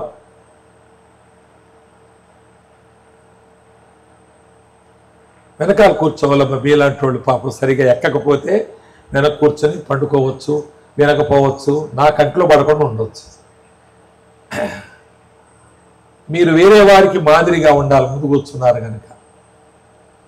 వేరొక పురుషుడు అంటే నీ ముందు భర్త అని అర్థం. ఎవరని అర్థం? నీ ముందు భర్త. తర్వాత మృతుల్లోంచి లేపబడిన క్రీస్తు యేసును వేరొక పురుషుని చేరుకున్నావు. అసలు పురుషుడు వాడే, తర్వాత క్రీస్తులో నువ్వు వచ్చావు. చిక్కేంటంటే యేసు క్రీస్తు దగ్గర నువ్వు వచ్చావు కానీ, వాడిని వదిలేసి వచ్చావు కానీ, వాడు బతికే ఉన్నాడు. వాడు చచ్చిపోతే గొడవ లేకపోతే మనకి, వాడు బ్రతికే ఉన్నాడు కనుక వాడు ఎప్పుడైనా నిన్ను కలుసుకోవచ్చు, ఎక్కడైనా కలుసుకోవచ్చు, బుద్ధిపూర్వకంగా కలుసుకోవచ్చు, లేక యాక్సిడెంటల్గా అకస్మాత్తుగా కలుసుకోవచ్చు. అది ఎంత ప్రమాదము. ఒకళ్ళు బస్సు ఎక్కావు, ఆ స్టేజ్లో వస్తున్నావు, వాడు మధ్యలో ఇంకో స్టేజ్లో బస్సు ఎక్కాడు, నీ పక్కన సీటు ఖాళీ ఉంది, కూర్చున్నాడు. వాడు పాతవాడు కూర్చున్నాడు. బాగున్నావా అన్నాడు, అయిపోయినట్టే మన పని. అవునా కాదా చెప్పు? బాగున్నావా అన్నాడు అంటే బాగున్నాను అని నువ్వు అన్నా అనకపోయినా, ఎవరైనా ఈ విషయాన్ని గమనించి అది బయట పెడితే ఈ కాపురం ఉంటుందా? నీకు తెలుస్తుందా ఈ కాపురం? అలాగే సాతానుడు బ్రతికున్నాడు, మన యేసుక్రీస్తు ప్రభుతో బ్రతుకుతున్నాం.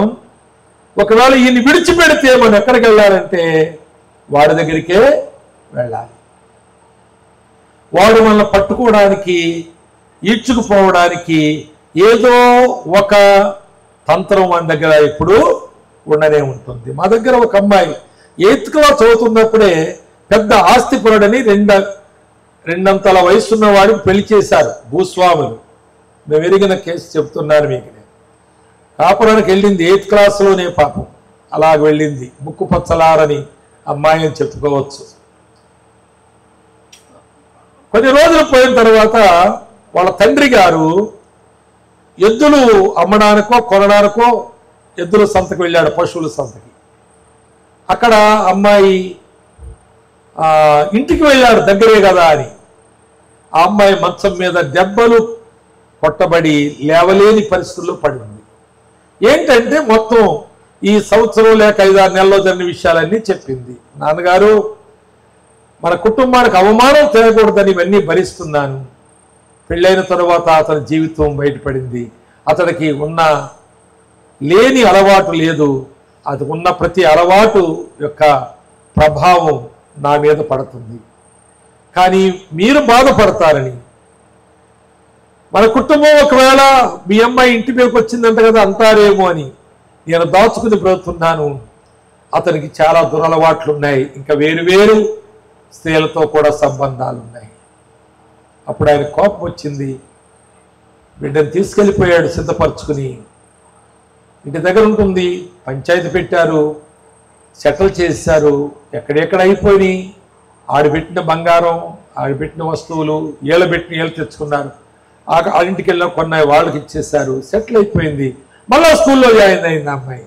ఆ నెక్స్ట్ ఇయర్ మళ్ళీ 9, 10 అలాగింట్లో చదువుతుండగా వాళ్ళకు బావగారయ్యే వరుస రక్త సంబంధి ఈ విషయమంతా విని, అయ్యో పాపం ఆమె జీవితం అలాగ అయిపోయిందని చెప్పి ఆయన ఒక టౌన్లో ఉద్యోగం చేస్తున్నవాడు మరి ఒక మంచి హృదయంతో ఆమెను వివాహం చేసుకున్నాడు. వాళ్ళిద్దరూ టౌన్లో వెళ్ళారు, బాగా ఉన్నారు, చిలకా గోరింకల్లాగా. ఒకరోజు వాళ్ళిద్దరూ మాట్లాడుకుంటుండగా నట్టింట్లో తలుపు కొట్టారంటే ఎవరో తీస్తే వాడు పాతవాడు వచ్చాడు. ఏం బాబు అని అడిగాడు. ఈయన తెలియదేమో కదా అదంతా. ఏంటని అడిగితే అతడు తలుపు గెట్టుకుని లోపలికి వచ్చేసి, ఎందుకు వచ్చావు అంటే, అదిగో ఆమెను అడిగి ఎందుకు వచ్చాను, ఆమె మొదట నా మనిషి, తర్వాత నీ మనిషి అయింది.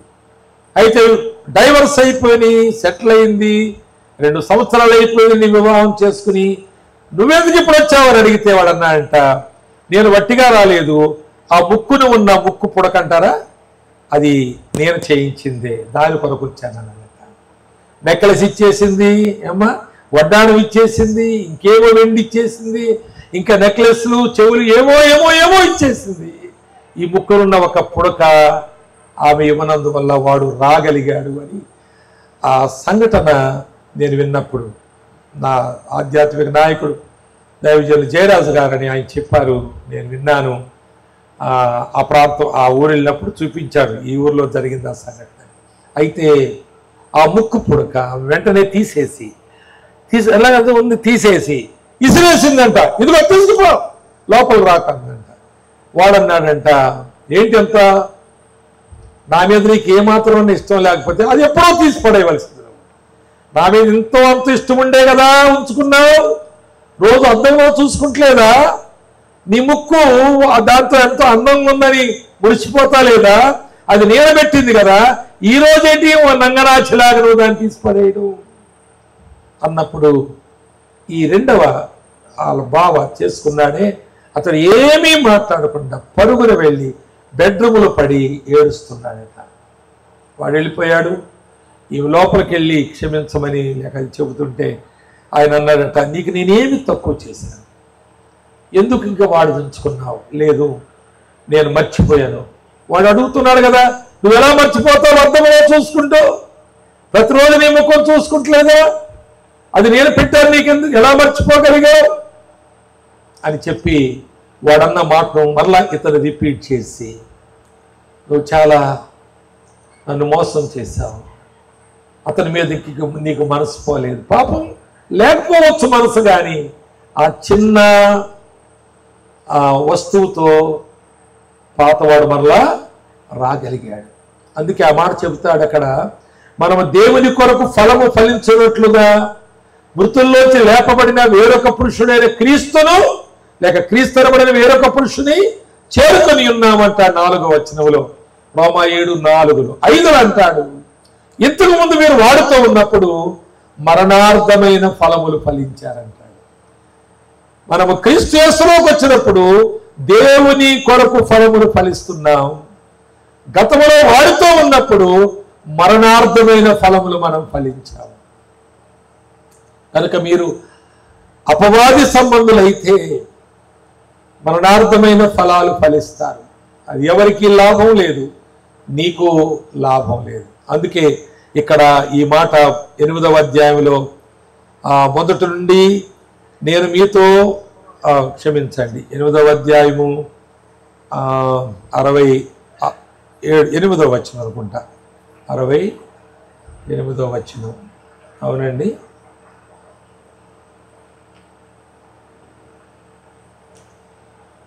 నేను ఎక్కడ చూస్తున్నాను, యోహాను సువార్త అన్నానా?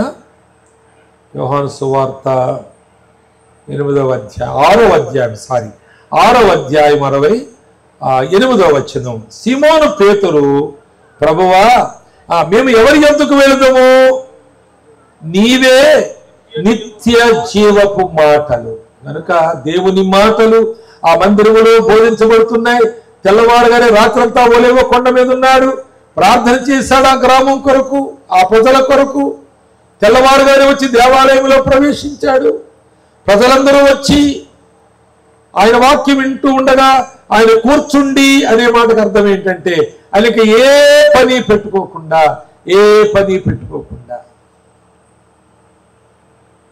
కేవలం వారందరి యొక్క ఆధ్యాత్మిక జీవితం మెరుగుపడాలని, బాగుపడాలని, అది వారు విని ఆ వ్యభిచారములో పట్టబడి అవమానపరచబడుతున్నటువంటి అనేక మంది వలె వీరు ఉండకూడదని, వారి ప్రాచీన స్వభావం వదులుకోవాలని, నూతనమైనటువంటి ఆ ప్రవృత్తి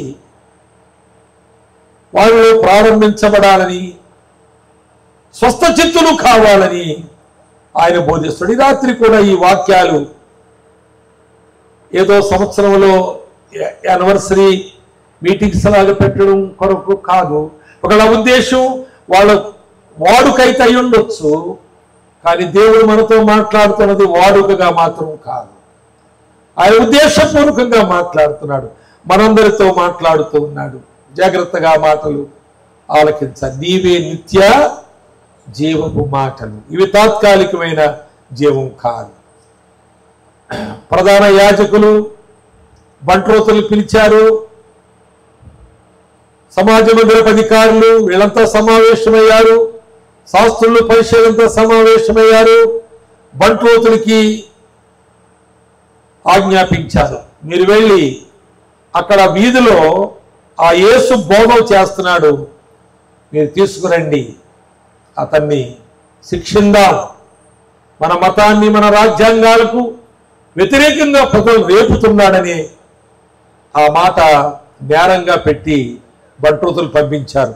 7వ అధ్యాయంలో ఆ మాటలు మనం చూస్తాం. యోహాను సువార్తలోని 7వ అధ్యాయంలో 45వ వచనం. ఆ బంట్రోతులు ప్రధాన యాజకుల యొద్దకును పరిశీల యొద్దకును వచ్చినప్పుడు వారు ఎందుకు మీరు ఆయన తీసుకుని రాలేదని అడిగిరి. పైనేమో పంపించారు, కింద వాళ్ళు వట్టి చేలతో వచ్చారు.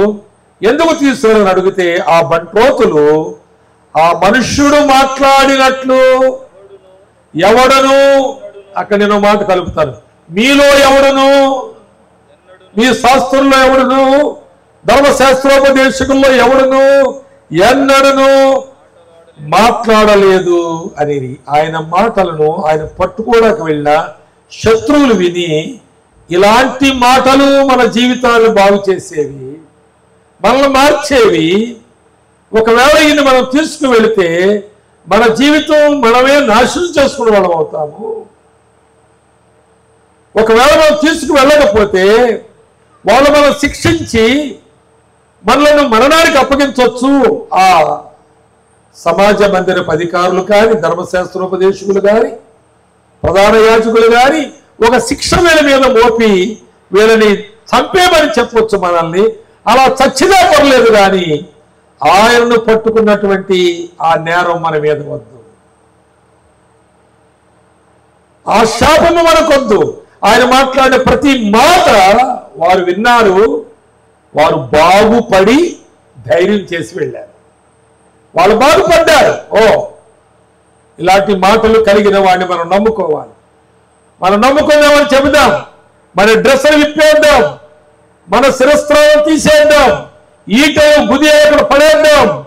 మేము పట్టుకురాకపోవడం కారణం ఏంటంటే ఆయన మాట్లాడే మాటలు ఇంతకాలం నుంచి మీరు బోధిస్తున్న బోధనలో లేని మాటలు మాట్లాడుతున్నాడు. ఆయన కొండ మీద ప్రసంగం చేసినప్పుడు కూడా ఆయన యేసు ఆ ప్రసంగం ముగించిన తరువాత 7వ అధ్యాయంలో 28వ వచనంలో 29వ వచనంలో 2 మాటలు ఉంటాయి. యేసు బోధించి చాలించిన తరువాత, ముగించిన తరువాత ఆ జనసమూహాలు ఆయన బోధ విని ఇలా అనుకున్నారంట, ఇది ఆశ్చర్యకరమైన బోధ, ఇది అధికారం కలిగిన బోధ. 29వ వచనంలో, 28లో ఆశ్చర్యకరమైన బోధ. నేను 6 సంవత్సరాలు నాస్తికుడుగా ఉన్నాను. దేవుడు అనే 3 అక్షరాలు ఇంచుమించు 6 సంవత్సరాలు నా నోటనే పలకలేదు. పైగా ఒకనొక సమయంలో బైబిల్ను తొక్కుతూ ఇందులో దేవుడు ఉంటే నా కాళ్ళు విరగొట్టమని చెప్పి ఒక విరవీగిపోయే మనసుతో సవాలు చేసిన ఒక దౌర్భాగ్యుడైనటువంటి నేను ఆశ్చర్యకరమైన రీతిగా ఆ ప్రభు నా రక్షకుడుగా అంగీకరించడానికి కృపను పొందాను. దానికి ఒక వాక్యము కారణం. ఆయన మాట్లాడినట్లు ఎవరునూ మాట్లాడలేదు. అది ఆ మాట నాకు దొరికింది. అది నా గుండెలను కదిలించి ఆ కాఠిన్యాన్ని విడిపించి నన్ను రక్షించిన మాట. ఎవరు మాట్లాడలేదు అలాంటి మాటలు. ఎందరో మాట్లాడారు. నా తల్లిదండ్రులు మాట్లాడారు, నా టీచర్స్ మాట్లాడారు, తర్వాత నేను ఉద్యోగంలో ఉన్నప్పుడు నా పైవారు ఆఫీసర్స్, నా పైన అధికారులు మాట్లాడారు. కానీ నా జీవితాన్ని ఆ మాటలు ఏమీ మార్చలేదు. కానీ ఆయన మాట, ఒక్క మాట, 31,102 వచనాలు ఉంటాయి మన బైబిల్లో, తెలుగు బైబిల్లో. అందులో ఒకే ఒక వచనంలో హాఫ్ మాట నా జీవితాన్ని మార్చింది. అంత గొప్ప మాటల నుండి వినడానికి ఇక్కడికి వచ్చి ఏ మాట తీసుకెళ్లకుండా వెళ్ళిపోతే నీ బ్రతుకు ఏం కావాలి? నీ గమ్యమేంటి? నీ అంతమేంటి? అదంత దుఃఖకరము, విచారకరము, శాపగ్రస్తమైనది. ఆశ్చర్యకరమైన బోధ మాత్రమే కాదు, అధికారయుక్తమైన బోధని ఆ 28, 29 వచనాల్లో, తర్వాత మత్తయి సువార్త 7లో మీరు చదువుకోండి. తర్వాత అధికారం గల బోధ అంటే అర్థం ఏంటి అంటే, భూమి గతించిన, ఆకాశము గతించిన, గతించని మాట, శిలాశాసనము దేవుని మాట. ఉదయకాలం సేవకుల కూడికలో ఒక మాట చెప్పాను, జ్ఞాపకం వస్తే అలాగా. వాక్యములో, బైబిల్లో, దేవుని మాటల్లో సలహాలు ఉండవు, శాసనాలే ఉంటాయి. సలహాలు ఉండవు, ఇందులో శాసనాలే. నీవు తప్పనిసరిగా వాటిని తీసుకోవలసిందే. ఈ మాటలు పరలోక రాజ్యపు చట్టం. ఇది ఆ పీనల్ కోడ్స్ అన్ని అంటారే కోర్టుల్లో, ఆ సెక్షన్స్ అంటారే కోర్టుల్లో, అలాగే ఇది ఇక మారదు. ఇది శాసనం. ఇది నీవు మారాలి, కానీ ఇది మారదు. దీన్ని మనం మార్చకూడదు అనే మాట.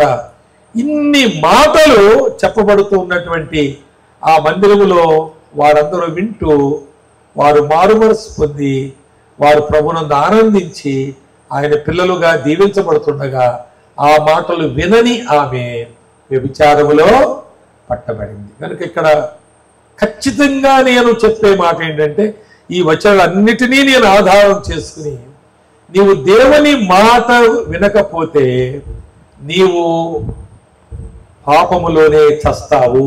అంతే, నువ్వు పాపములోనే చస్తావు. పాతాళమునకే నీ జీవితం పాలవుతుంది. ధనవంతుడు పాలవలేదా? యాతన పడ్డం లేదా? నాలుగు చల్లారిపోతుందని లేదా? ఆయన అనుకున్నాడు ఆఖరికి వెళతారని. ఆయన కట్టించిన చర్చిలు, ఆయన చేసిన దాన ధర్మాలు, లేక ఆయన పాస్టర్కి పెట్టిన బట్టలు, క్రిస్మస్ వేడుకలు ఘనంగా ఆయన బంగ్లాలో చేసినయో ఏవైనా కానివ్వండి, ఆయన మాత్రం అబ్రహాము రూముకు వెళ్ళలేదు. కనుక ఈ విధమైనటువంటి ఆలోచనలతో నువ్వు బ్రతికినంత కాలము నువ్వు పాపములోనే ఉంటావు. అందువలన పాపములో పట్టబడిన ఆ స్త్రీ గురించి కొన్ని మాటలు చెప్పి నేను ముగిస్తాను. ఆ మాటలు జాగ్రత్తగా వినండి. 8వ అధ్యాయంలో మరలా మనం అక్కడికి వచ్చి యోహాను సువార్తలో వ్యభిచారమందు పట్టబడిన ఒక స్త్రీని తోడుకొని వచ్చి ఆమెను మధ్య నిలవబెట్టి అన్నారు. వ్యభిచారములో పట్టబడిన ఒక స్త్రీని. ఇక్కడ ఇంకో మాట నన్ను చెప్పనివ్వండి. Kindly accept it. దీన్ని అంగీకరించండి, మీరు కాదనకండి. వ్యభిచారములో పట్టబడిన ఒక స్త్రీ అన్నప్పుడు వ్యభిచారములు ఎందరున్నారో ఆ రోజు ఒక పట్టబడింది. అంటే మొత్తం ఊరి మీద, మొత్తం ఆ మండలం మీద ఒకతే వ్యభిచారం ఉందని అర్థం కాదు. పట్టబడిన వ్యభిచారి ఒకటి ఉంది. మిగిలిన వాళ్ళు తర్వాత పట్టబడతారేమో. ఈరోజు ఉదంతం అది. జాగ్రత్త, ఆ మాట జాగ్రత్తగా విను. నువ్వు దేవుని యొక్క దేవోక్తిని తిరస్కరిస్తే పశుప్రాయమైన పనులు చేస్తావు, పశు జీవితాన్ని జీవిస్తావు. వరస వాయి, నీతి నియమము లేకుండా జీవిస్తావు, విచ్చలవిడిగా జీవిస్తావు, కట్టు విడిచి జీవిస్తావు. అలాంటి వారు ఎందరో ఉన్నారు. ఒక ఆమె ఉదంతం ఇక్కడ చెప్పబడింది. పట్టబడిన స్త్రీని తోడుకొని వచ్చి ఆమెను మధ్య నిలవబెట్టారు వాళ్ళు, శాస్త్రులు పరిచయులు. బోధకుడా, ఈ స్త్రీ వ్యభిచారము చేయుచుండగా, రెడ్ హ్యాండెడ్గా అంటారు కదా. వ్యభిచారము చేయుచున్నదంటే ఒక పురుషుడు ఉంటాడు, లేకపోతే అది వ్యభిచారం కాదు. ఒక పురుషుడు ఉంటాడు, ఒక స్త్రీ చేయుచుండగా పట్టబడిన వారు. తర్వాత తెలిసి వీళ్ళు పట్టుకుని ఆమెను ఒప్పించితే తీసుకురావడం కాదు, చేయుచుండగా పట్టబడిన వారు. అంటే మరి పురుషుడేడి అంటే, జాగ్రత్తగా వినండి ఈ మాట. చాలామంది దైవజనులు దాని గురించి, మంచి దైవజనులు మంచి మాట చెప్తే చెప్పొచ్చేమో, కానీ ఈ సత్యాన్ని ఇక్కడ మనం ఒకసారి గ్రహిందాము.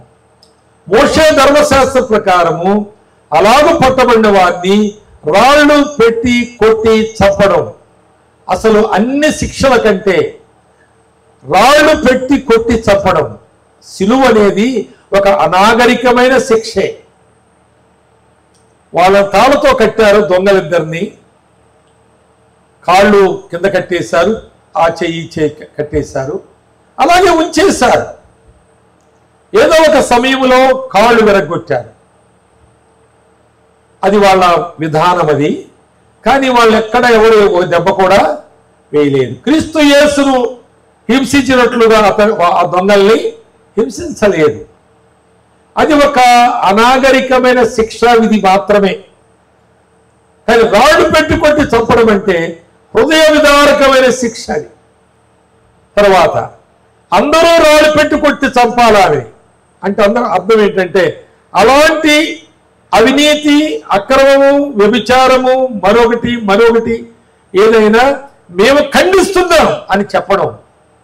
అది గ్రామంలో వాళ్ళందరూ చిన్నలు పెద్దలు ఉంది కదా వాక్యంలో, చిన్నలు పెద్దలు అందరూ వచ్చి మేము సమాజంలో ఈ దురాగతమైనటువంటి దోషమును మేము ఖండిస్తున్నామని చెప్పడం, రాళ్ళు పెట్టి కొట్టడం అంటే అర్థం. ప్రతి వారు రాయి వేయడం, అది ఖండించడానికి, దేవుని నీతిని నెరవేర్చడానికి. అనగా పాపమును ఖండించడం అంటే దేవుని నీతిని నెరవేర్చడమే కదా. ఆ భయంకరమైనటువంటి ఆ శిక్షను వాళ్ళిద్దరికీ వారు విధించారు. అతన్ని ఆ చెట్టు కట్టేశారు, ఈమెని చెట్టు కట్టేశారు.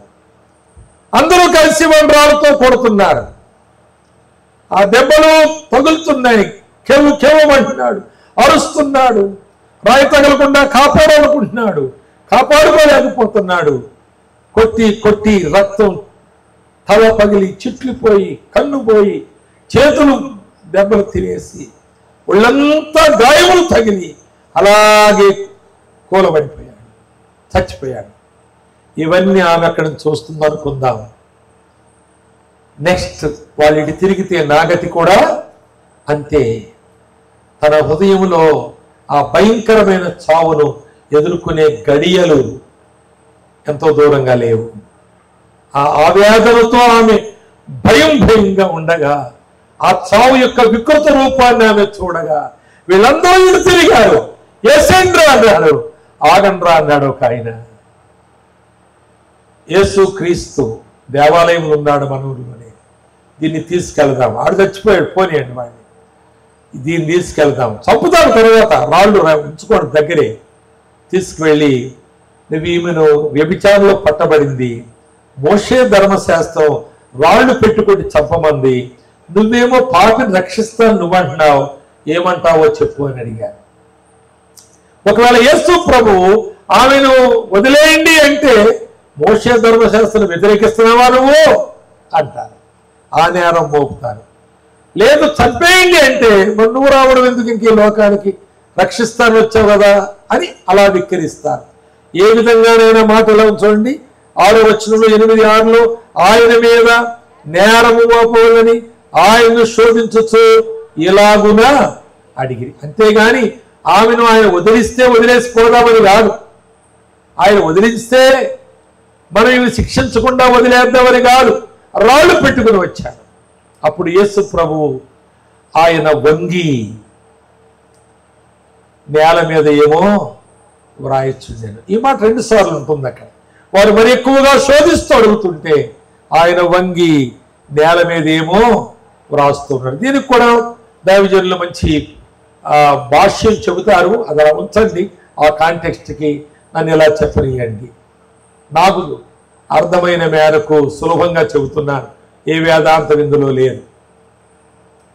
వీళ్ళందరూ ఆమెను చంపాలని వచ్చారు, ఆయన ఆమెను ఎలా బ్రతికించాలని ఆలోచన చేస్తున్నాడు. వాక్యంలో ఏముందంటే చూడండి, ఆయన ఏమో ఏమో అని వాక్యమే అంటే నాకు తెలుసు బయలుపరచబడిందని అనే ధైర్యం నాకు లేక నేను ఈ మాట చెప్తున్నాను. ఏమో రాస్తున్నాడు ఆయన. దాన్ని మనము దర్శనంలో చూసి ఆ రాతలేంటో భాష ఏంటో చూసి చెప్పడం మరి నాకు సాధ్యం కాదు. కానీ నేను ఒక సత్యం చెప్పగలను, వాళ్ళందరూ చంపాలనే మనసుతో వచ్చారు, ఆయన ఆమెను ఎలాగన్నా బ్రతికించాలనే మనసుతో ఉన్నాడు. హల్లెలూయా. అది ప్రభు యొక్క ప్రేమ. నీ ఎడల నా ఎడల ఆయన ఓర్పు సహనం ఇంకా ఉంది. అందుకే మనతో మాట్లాడుతున్నాడు ఆయన. ఆమెను ఎలాగైనా బ్రతికించాలని ఆలోచన చేస్తుంటే వారు మళ్ళా ఎక్కువగా శోధించి, మేము నిన్ను అడిగే మాటకు సమాధానం చెప్పకుండా నువ్వు నేల మీద ఏదో రాసుకున్నావేంటి, చెప్పలేవా, చెబుతావా? ఏం చెప్తాడు ఆయన? ఎన్నో రకాలుగా విమర్శిస్తున్నారు. మోషే ధర్మశాస్త్రం ఎదిరించమంటే ఈ రాళ్ళు వేసి కొట్టి చంపుతాం, ఆమెను వదిలేయమంటే రక్షించలాగొచ్చి కొట్టి చమ్మని ఎలా చెబుతున్నావు అని అడుగుదాం అని వాళ్ళు సిద్ధంగా ఉండగా ప్రభు అన్నాడు, వంగినవాడు వారి వైపు చూసి, మోషే ధర్మశాస్త్ర ప్రకారం ఆమె రాళ్లతో కొట్టి చంపడం అనే దాన్ని నేను వ్యతిరేకించను, కానీ ఒక పాపిని రాయితో కొట్టి చంపే వాళ్ళు ఎవరైనా సరే పరిశుద్ధులై ఉండాలి కదా. కనుక మీలో పాపము లేనివాడు ఆమె మీద, ఆ మాట గమనించండి, మొట్టమొదట ఆమె మీద. ఈ మాటకు అర్థం ఏంటంటే మొట్టమొదట రాయి వేసేవాడు ఒకరిలో పాపం లేకపోతే తర్వాత కొట్టేవాళ్ళు ఎవరు ఎంత పాపం ఉన్నా పర్లేదు, ఆ మొట్టమొదటి ఎవరో సెలెక్ట్ చేసుకోండి మీలో. అంటే ఒకరి ముఖాలు ఒకరు చూసుకుంటే నేను కాదంటే నేను కాదు అనుకుంటున్నాను అనుకుని వాళ్ళు బయటికి ఒకరి తర్వాత వెళ్ళిపోతున్న మాట ఎలా ఉందో చూడండి. అక్కడ 9వ వచనంలో వారా మాట విని పెద్దవారు మొదలుకొని చిన్నవారి వరకు ఒకని వెంట ఒకడు బయటికి వెళ్ళిరి. యేసు ఒక్కడే పాపము లేనివాడు మిగిలాడు. ఒక్కడే పాపము లేనివాడు మిగిలాడు. వీళ్ళు ఒకరి తర్వాత ఒకరు వెళ్ళిపోతా ఉన్నారు. వెళ్ళిపోతుండగా నేను ఒక మాట చెబుతాను ఇక్కడ. ఒకటి నేను ఊహించి కల్పించి చెబుతున్నాను. ఆ మాట అయ్యుండొచ్చు అనడానికి అవకాశం ఉంది కనుక చెబుతూ ఉన్నాను నేను. అలా వెళ్ళిపోతుండగా పెద్దలు వెళ్ళిపోతున్నారు, పిల్లలు వెళ్ళిపోతుండగా ఒకడు అనుండొచ్చు వాళ్ళ అబ్బాయితో, అరే బాబు మీలో పాపం లేని వాడు రాయేమన్నాడు, మేము పెద్దవాడు కాబట్టి ఇది చిన్నదో పెద్దదో ఏదో పాపం ఉండదు, నువ్వు ఎల్కేజీనే కదా ఓ రాయి అయినా నువ్వు, తర్వాత మేము చంపేస్తాం అన్నాడు. వాడన్నా డాడీ నేను కూడా అయ్యింది రాయాలని. ఎందుకురా అంటే నేను పాపనే డాడీ అన్నాడు. నువ్వేం పాపం చేసావు అంటే నీకు పుట్టడమే నా పాపం, నీకు పుట్టాను కదా అదే నా పాపం, ఇంకేముంది, నువ్వు పాపం అయితే నేను పుణ్యాత్ముడు అవుతానా? పెద్దల మొదలుకు చిన్నల వరకు బయటికి వెళ్ళిపోయారు.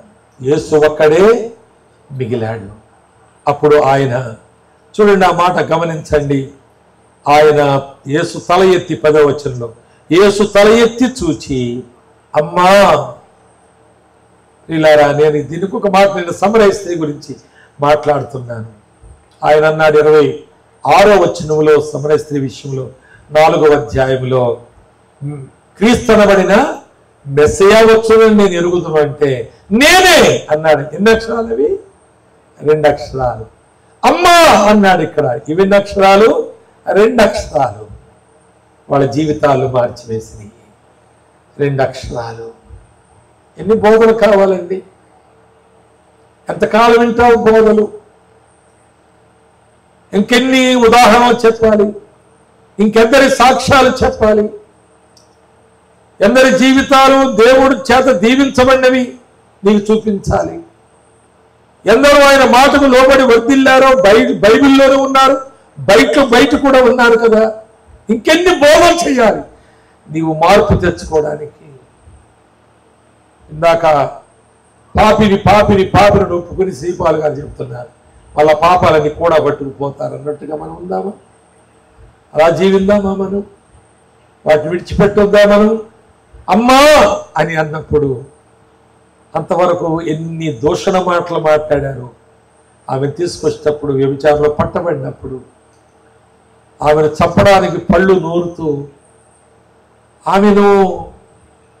ఆమె యొక్క తప్పును ఎన్ని రీతులుగా వీధుల్లో ప్రకటించుకుంటూ వచ్చారు కదా, ఈడ్చుకొచ్చారు కదా. అసహ్యమైన మాటలతో ఆమెను అవమానపరుస్తూ వచ్చారు కదా. అమ్మ అని ఎవరైనా ఉంటారు అందులో? ఆ కాలమును బట్టి చూస్తే వాళ్ళ అమ్మ ఎదురొచ్చిన, ఆమె తండ్రి ఎదురొచ్చిన, మోషే ధర్మశాస్త్రం కట్టుబడిన వాళ్ళే కనుక ఆమెను కొట్టమనే చెబుతారు. కానీ అమ్మ అని పిలిచే మాట వాళ్ళ కన్న తండ్రి కూడా అనలేడు. అలాంటి మాట ప్రభు ఆమెతో పలికాడు. అమ్మా, వ్యభిచారిని అమ్మా, పట్టబడిన దాన్ని అమ్మా అన్నప్పుడు ఆమె, వారు ఎక్కడ ఉన్నారు, ఎవరు నీకు శిక్ష విధింపలేదా అని అడిగినప్పుడు ఆమె, లేదు ప్రభువా, ఇప్పుడు నువ్వు ఉన్నావు, పాపము లేనివాడు రాయి వేయమంటే అందరూ వెళ్ళిపోయారు, ఇప్పుడు నువ్వు ఒక్కడవే మిగిలావు, నువ్వేం చేస్తే అదే నా బతుకు, నువ్వేం చేస్తే అదే. అప్పుడు ప్రభు అన్నాడు, నేనునో నీకు శిక్ష విధింపను, నీవు వెళ్ళు, ఇక నువ్వు పాపము చేయకు. ఈ రాత్రి వీళ్ళారా ఒక మాట చెప్తాను వినండి. ఇది కూడా ఊహతోనే చెబుతున్నాను, కానీ పాసిబిలిటీ ఉంది కనుక చెబుతున్నాను నేను. వాళ్ళందరూ రాయి తండ్రి పడేశాడు, కొడుకు పడేశాడు, ఆవిడ తండ్రి పడేశాడు, ఆవిడ కొడుకు పడేశాడు. వాళ్ళందరూ రాళ్ళు పట్టుకుని అమ్మాయిని కూర్చోబెట్టిన కొంచెం బలవంతంగానే అనిపిస్తుంది. అందరూ రాళ్ళు పడేసి ఇంటికి వెళ్ళిపోయారు. ఇంటికి వెళ్ళిన తర్వాత వీళ్ళందరూ పొలాలు వెళ్ళాలో, ఆఫీసులకి వెళ్ళాలో, ఇంకేమైనా పనులకు వెళ్ళాలో వ్యాపారాలకు వెళ్ళాలో వీళ్ళ గబగబా వెళ్ళి నీళ్ళు రెడీగా ఉన్నాయా, నేను టైం అయిపోయింది వెళ్తానన్నాడు అంటున్నారు అనుకోండి. ఇంట్లోకి వెళ్ళి ఆయన భార్య దాన్ని కొట్టేశారని చంపేశారని దాన్ని కూడా అది తీసుకెళ్తుండడం చూశాను.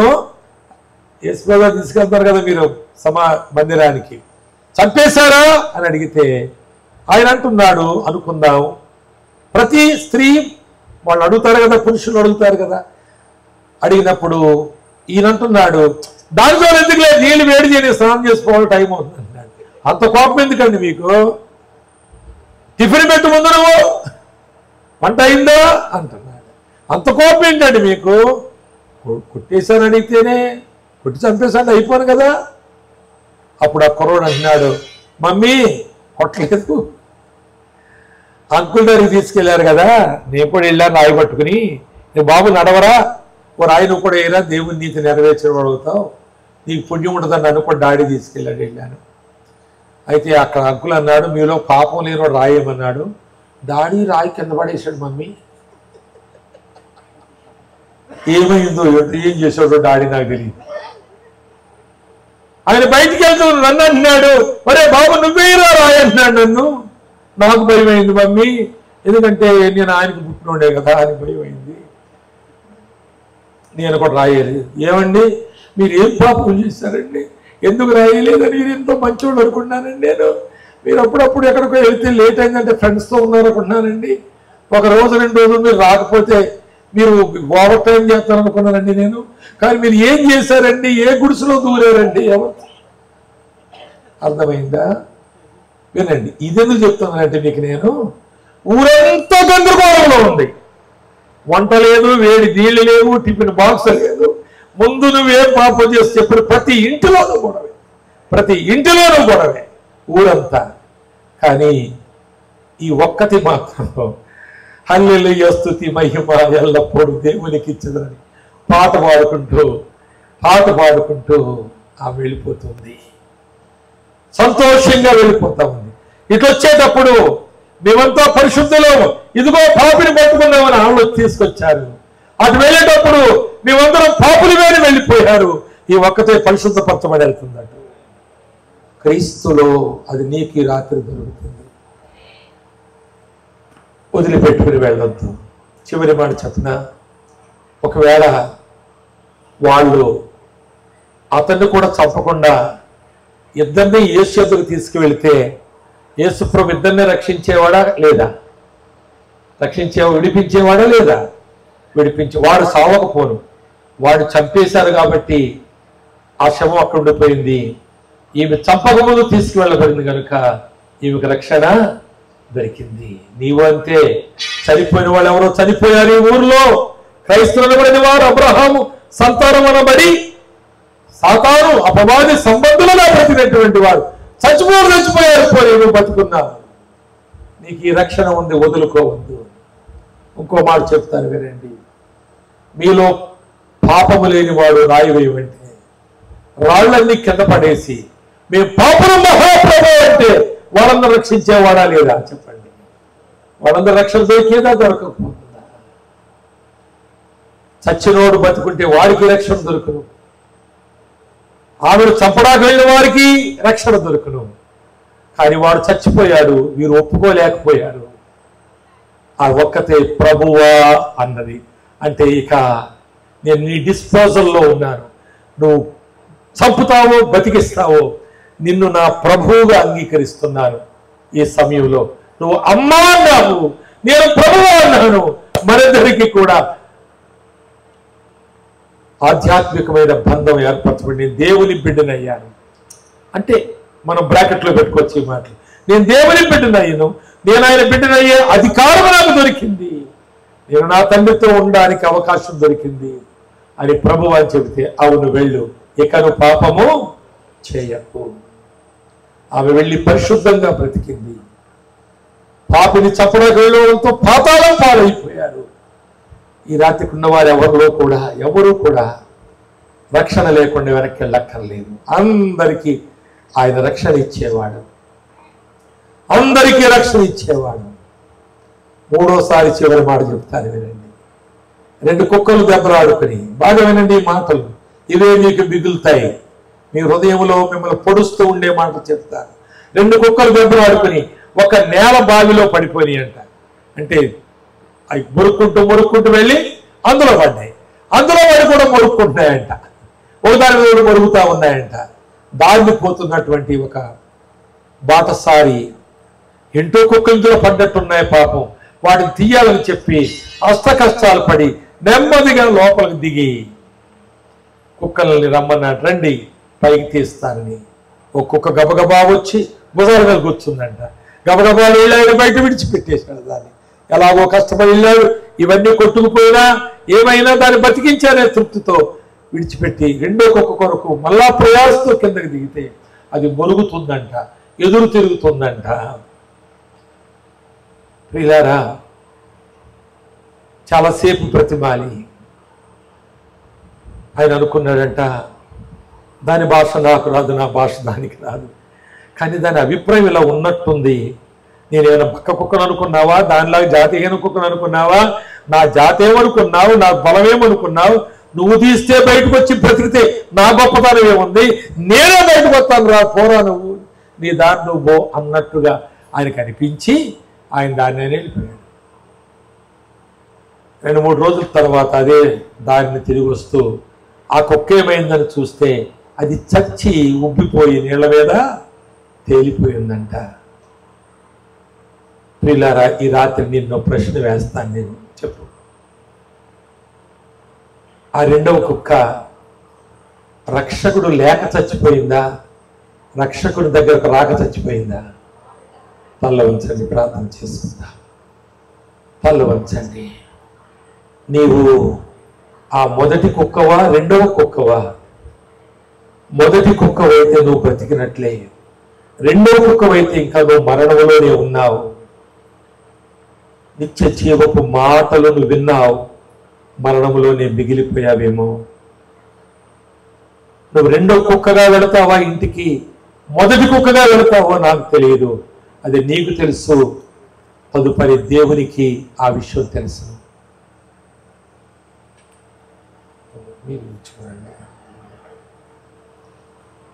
నీ తీర్పు నీ మీదే పెట్టారు, నీ తీర్పు నీతోనే వెళుతుంది, నీ తీర్పు నువ్వే విధించుకుంటున్నావు.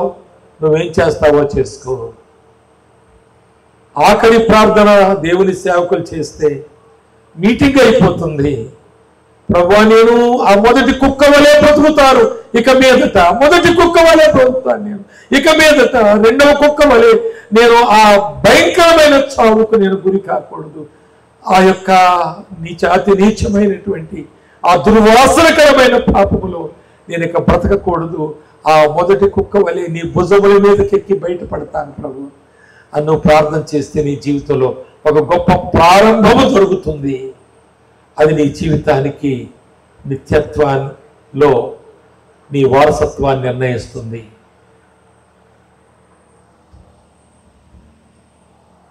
ఒక్క నిమిషం ప్రతి ఒక్కరూ ప్రభువు నేను కలుసుకొని నేను సంధించాలి. రాత్రి నీ జీవితాన్ని నీకు చూపించాడు.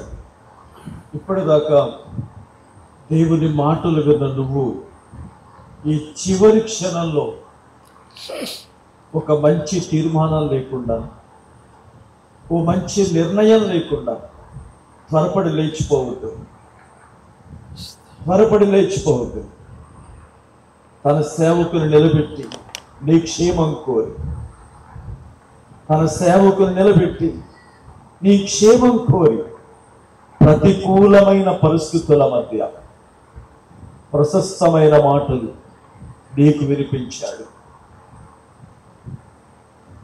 ఎన్నో సామాన్యులకు సైతం అర్థమయ్యేటటువంటి మాటలు ఈ రాత్రి, అయ్యా నేను యేసుతో కూడా ఉండాలనుకుంటున్నాను, ఆ మొదటి కుక్క వలె చెయ్యి చాచిన రక్షకుని దగ్గరికి రావాలనుకుంటున్నాను, అపాయం నుంచి తప్పించుకోవాలనుకుంటున్నాను. ఈ రాత్రి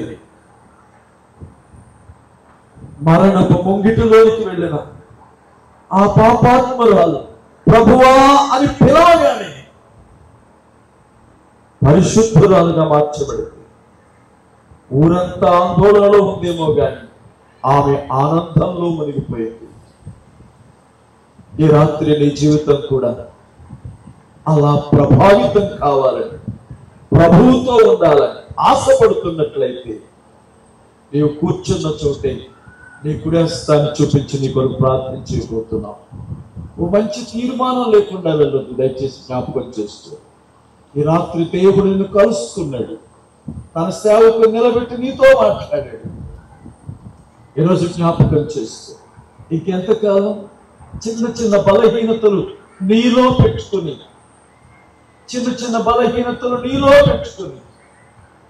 వాని ఆశలు నెరవేర్చే సాధనంగా ఉంటావు. అనేక సంవత్సరాలుగా అనేక వందలాది మంది సేవకులు ఈ వేదిక మీద నిలబడి నీతో మాట్లాడుతూ వచ్చారు. ఈ రాత్రి మరో సేవకుని నీ దేవుడు నిలబెట్టి నేను సంధించాడు. ఈ రాత్రి కూడా పోతావా? ఈ రాత్రి కూడా ఒప్పుకోకుండానే వెళ్ళిపోతావా? ఆలోచించు. మంచి తీర్మానంతో అయ్యా ఈ రాత్రి నా దేవునితో నేను ఉండాలనుకుంటున్నాను. ఆ మొదటి కుక్క వలె నన్ను స్నేహ హస్తాన్ని చాపిన, నన్ను రక్షించడానికి తన చేతులు చాపిన ఆ రక్షకుని దగ్గరికి నేను రావాలనుకుంటున్నాను అనుకునేవారు దయచేసి మీ కుడి హస్తాన్ని చూపించండి. ఈ రాత్రి ఈ కుడి హస్తాన్ని చూపించండి. మీ కొరకు ప్రార్థించబోతున్నాం. వందనాలమ్మా, వందనాలు. ఇప్పుడు సిగ్గుపడితే రేపు బాధపడాల్సి వస్తుంది. వందనాలు. ప్రేమ నమ్మకము కలిగిన మా తండ్రి, కరుణా వాత్సల్యత కలిగిన కృపోన్నతుడా, నీకు వందనాలు చెల్లిస్తున్నాము తండ్రి. దైవోక్తి లేని ఎడల ప్రజలు కట్టులేక తిరుగుదురు తండ్రి. నిజమే నాయన, నీ వాక్యము మనసు పెట్టలేక, నీ వాక్యమునకు లోబడలేక నాయన ఉన్నతమైన జీవితాలను పోగొట్టుకున్న వ్యక్తులను, నాయన శిక్షలోనికి వెళ్ళిపోయిన వారి జీవితాలను మాకు చూపిస్తూ వచ్చాను. నాయన నీతో నడవడానికి, నీ మాటలు వినాలని శ్రేష్టమైన మాటలు చెప్పారు తండ్రి.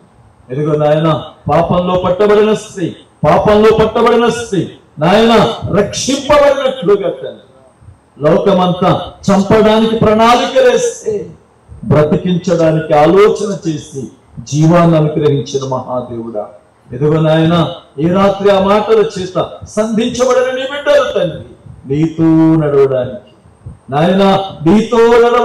తండ్రి నాయన ఒక మంచి తీర్మానం చేసి నాయన తమ హస్తాలను చూపిస్తున్నారు.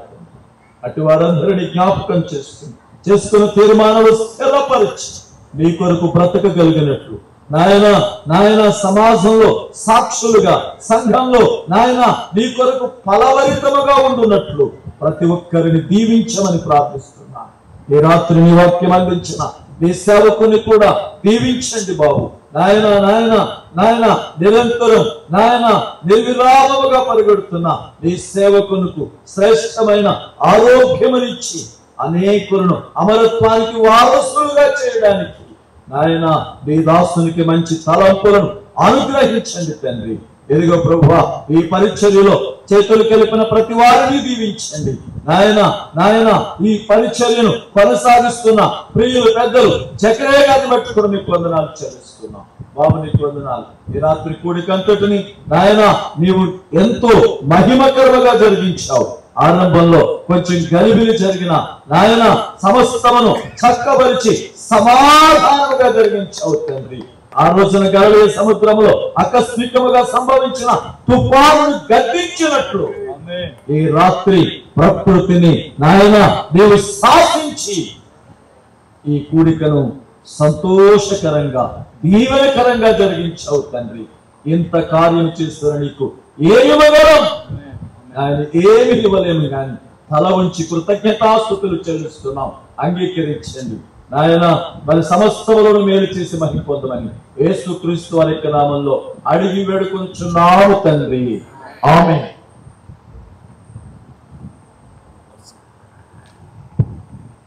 మన పరమ తండ్రి అయిన దేవాతి దేవుడు, సర్వ సృష్టికర్త, సార్వభౌముడు, అత్యున్నతమైన సింహాసనంపై ఆసీనుడైన దేవుడు తన ప్రేమ చేత మన ప్రాణనాథుడు శిలువధారి సర్వలోక మానవాళి పాప పరిహారము నిమిత్తమై పావన రక్తము చిందించి ప్రాణం పెట్టిన క్రీస్తు యేసు యొక్క గొప్ప కృప మనతో ఉండడానికి, మనలో ఉండడానికి తండ్రి చేత పంపబడిన పరిశుద్ధాత్మ దేవుని దీవెనలు, ఆత్మ నడిపింపు, ఒప్పింపు, గొప్ప మార్పు సదా మనందరికీ కలుగు చేయనుగాక. ఆమేన్, ఆమేన్.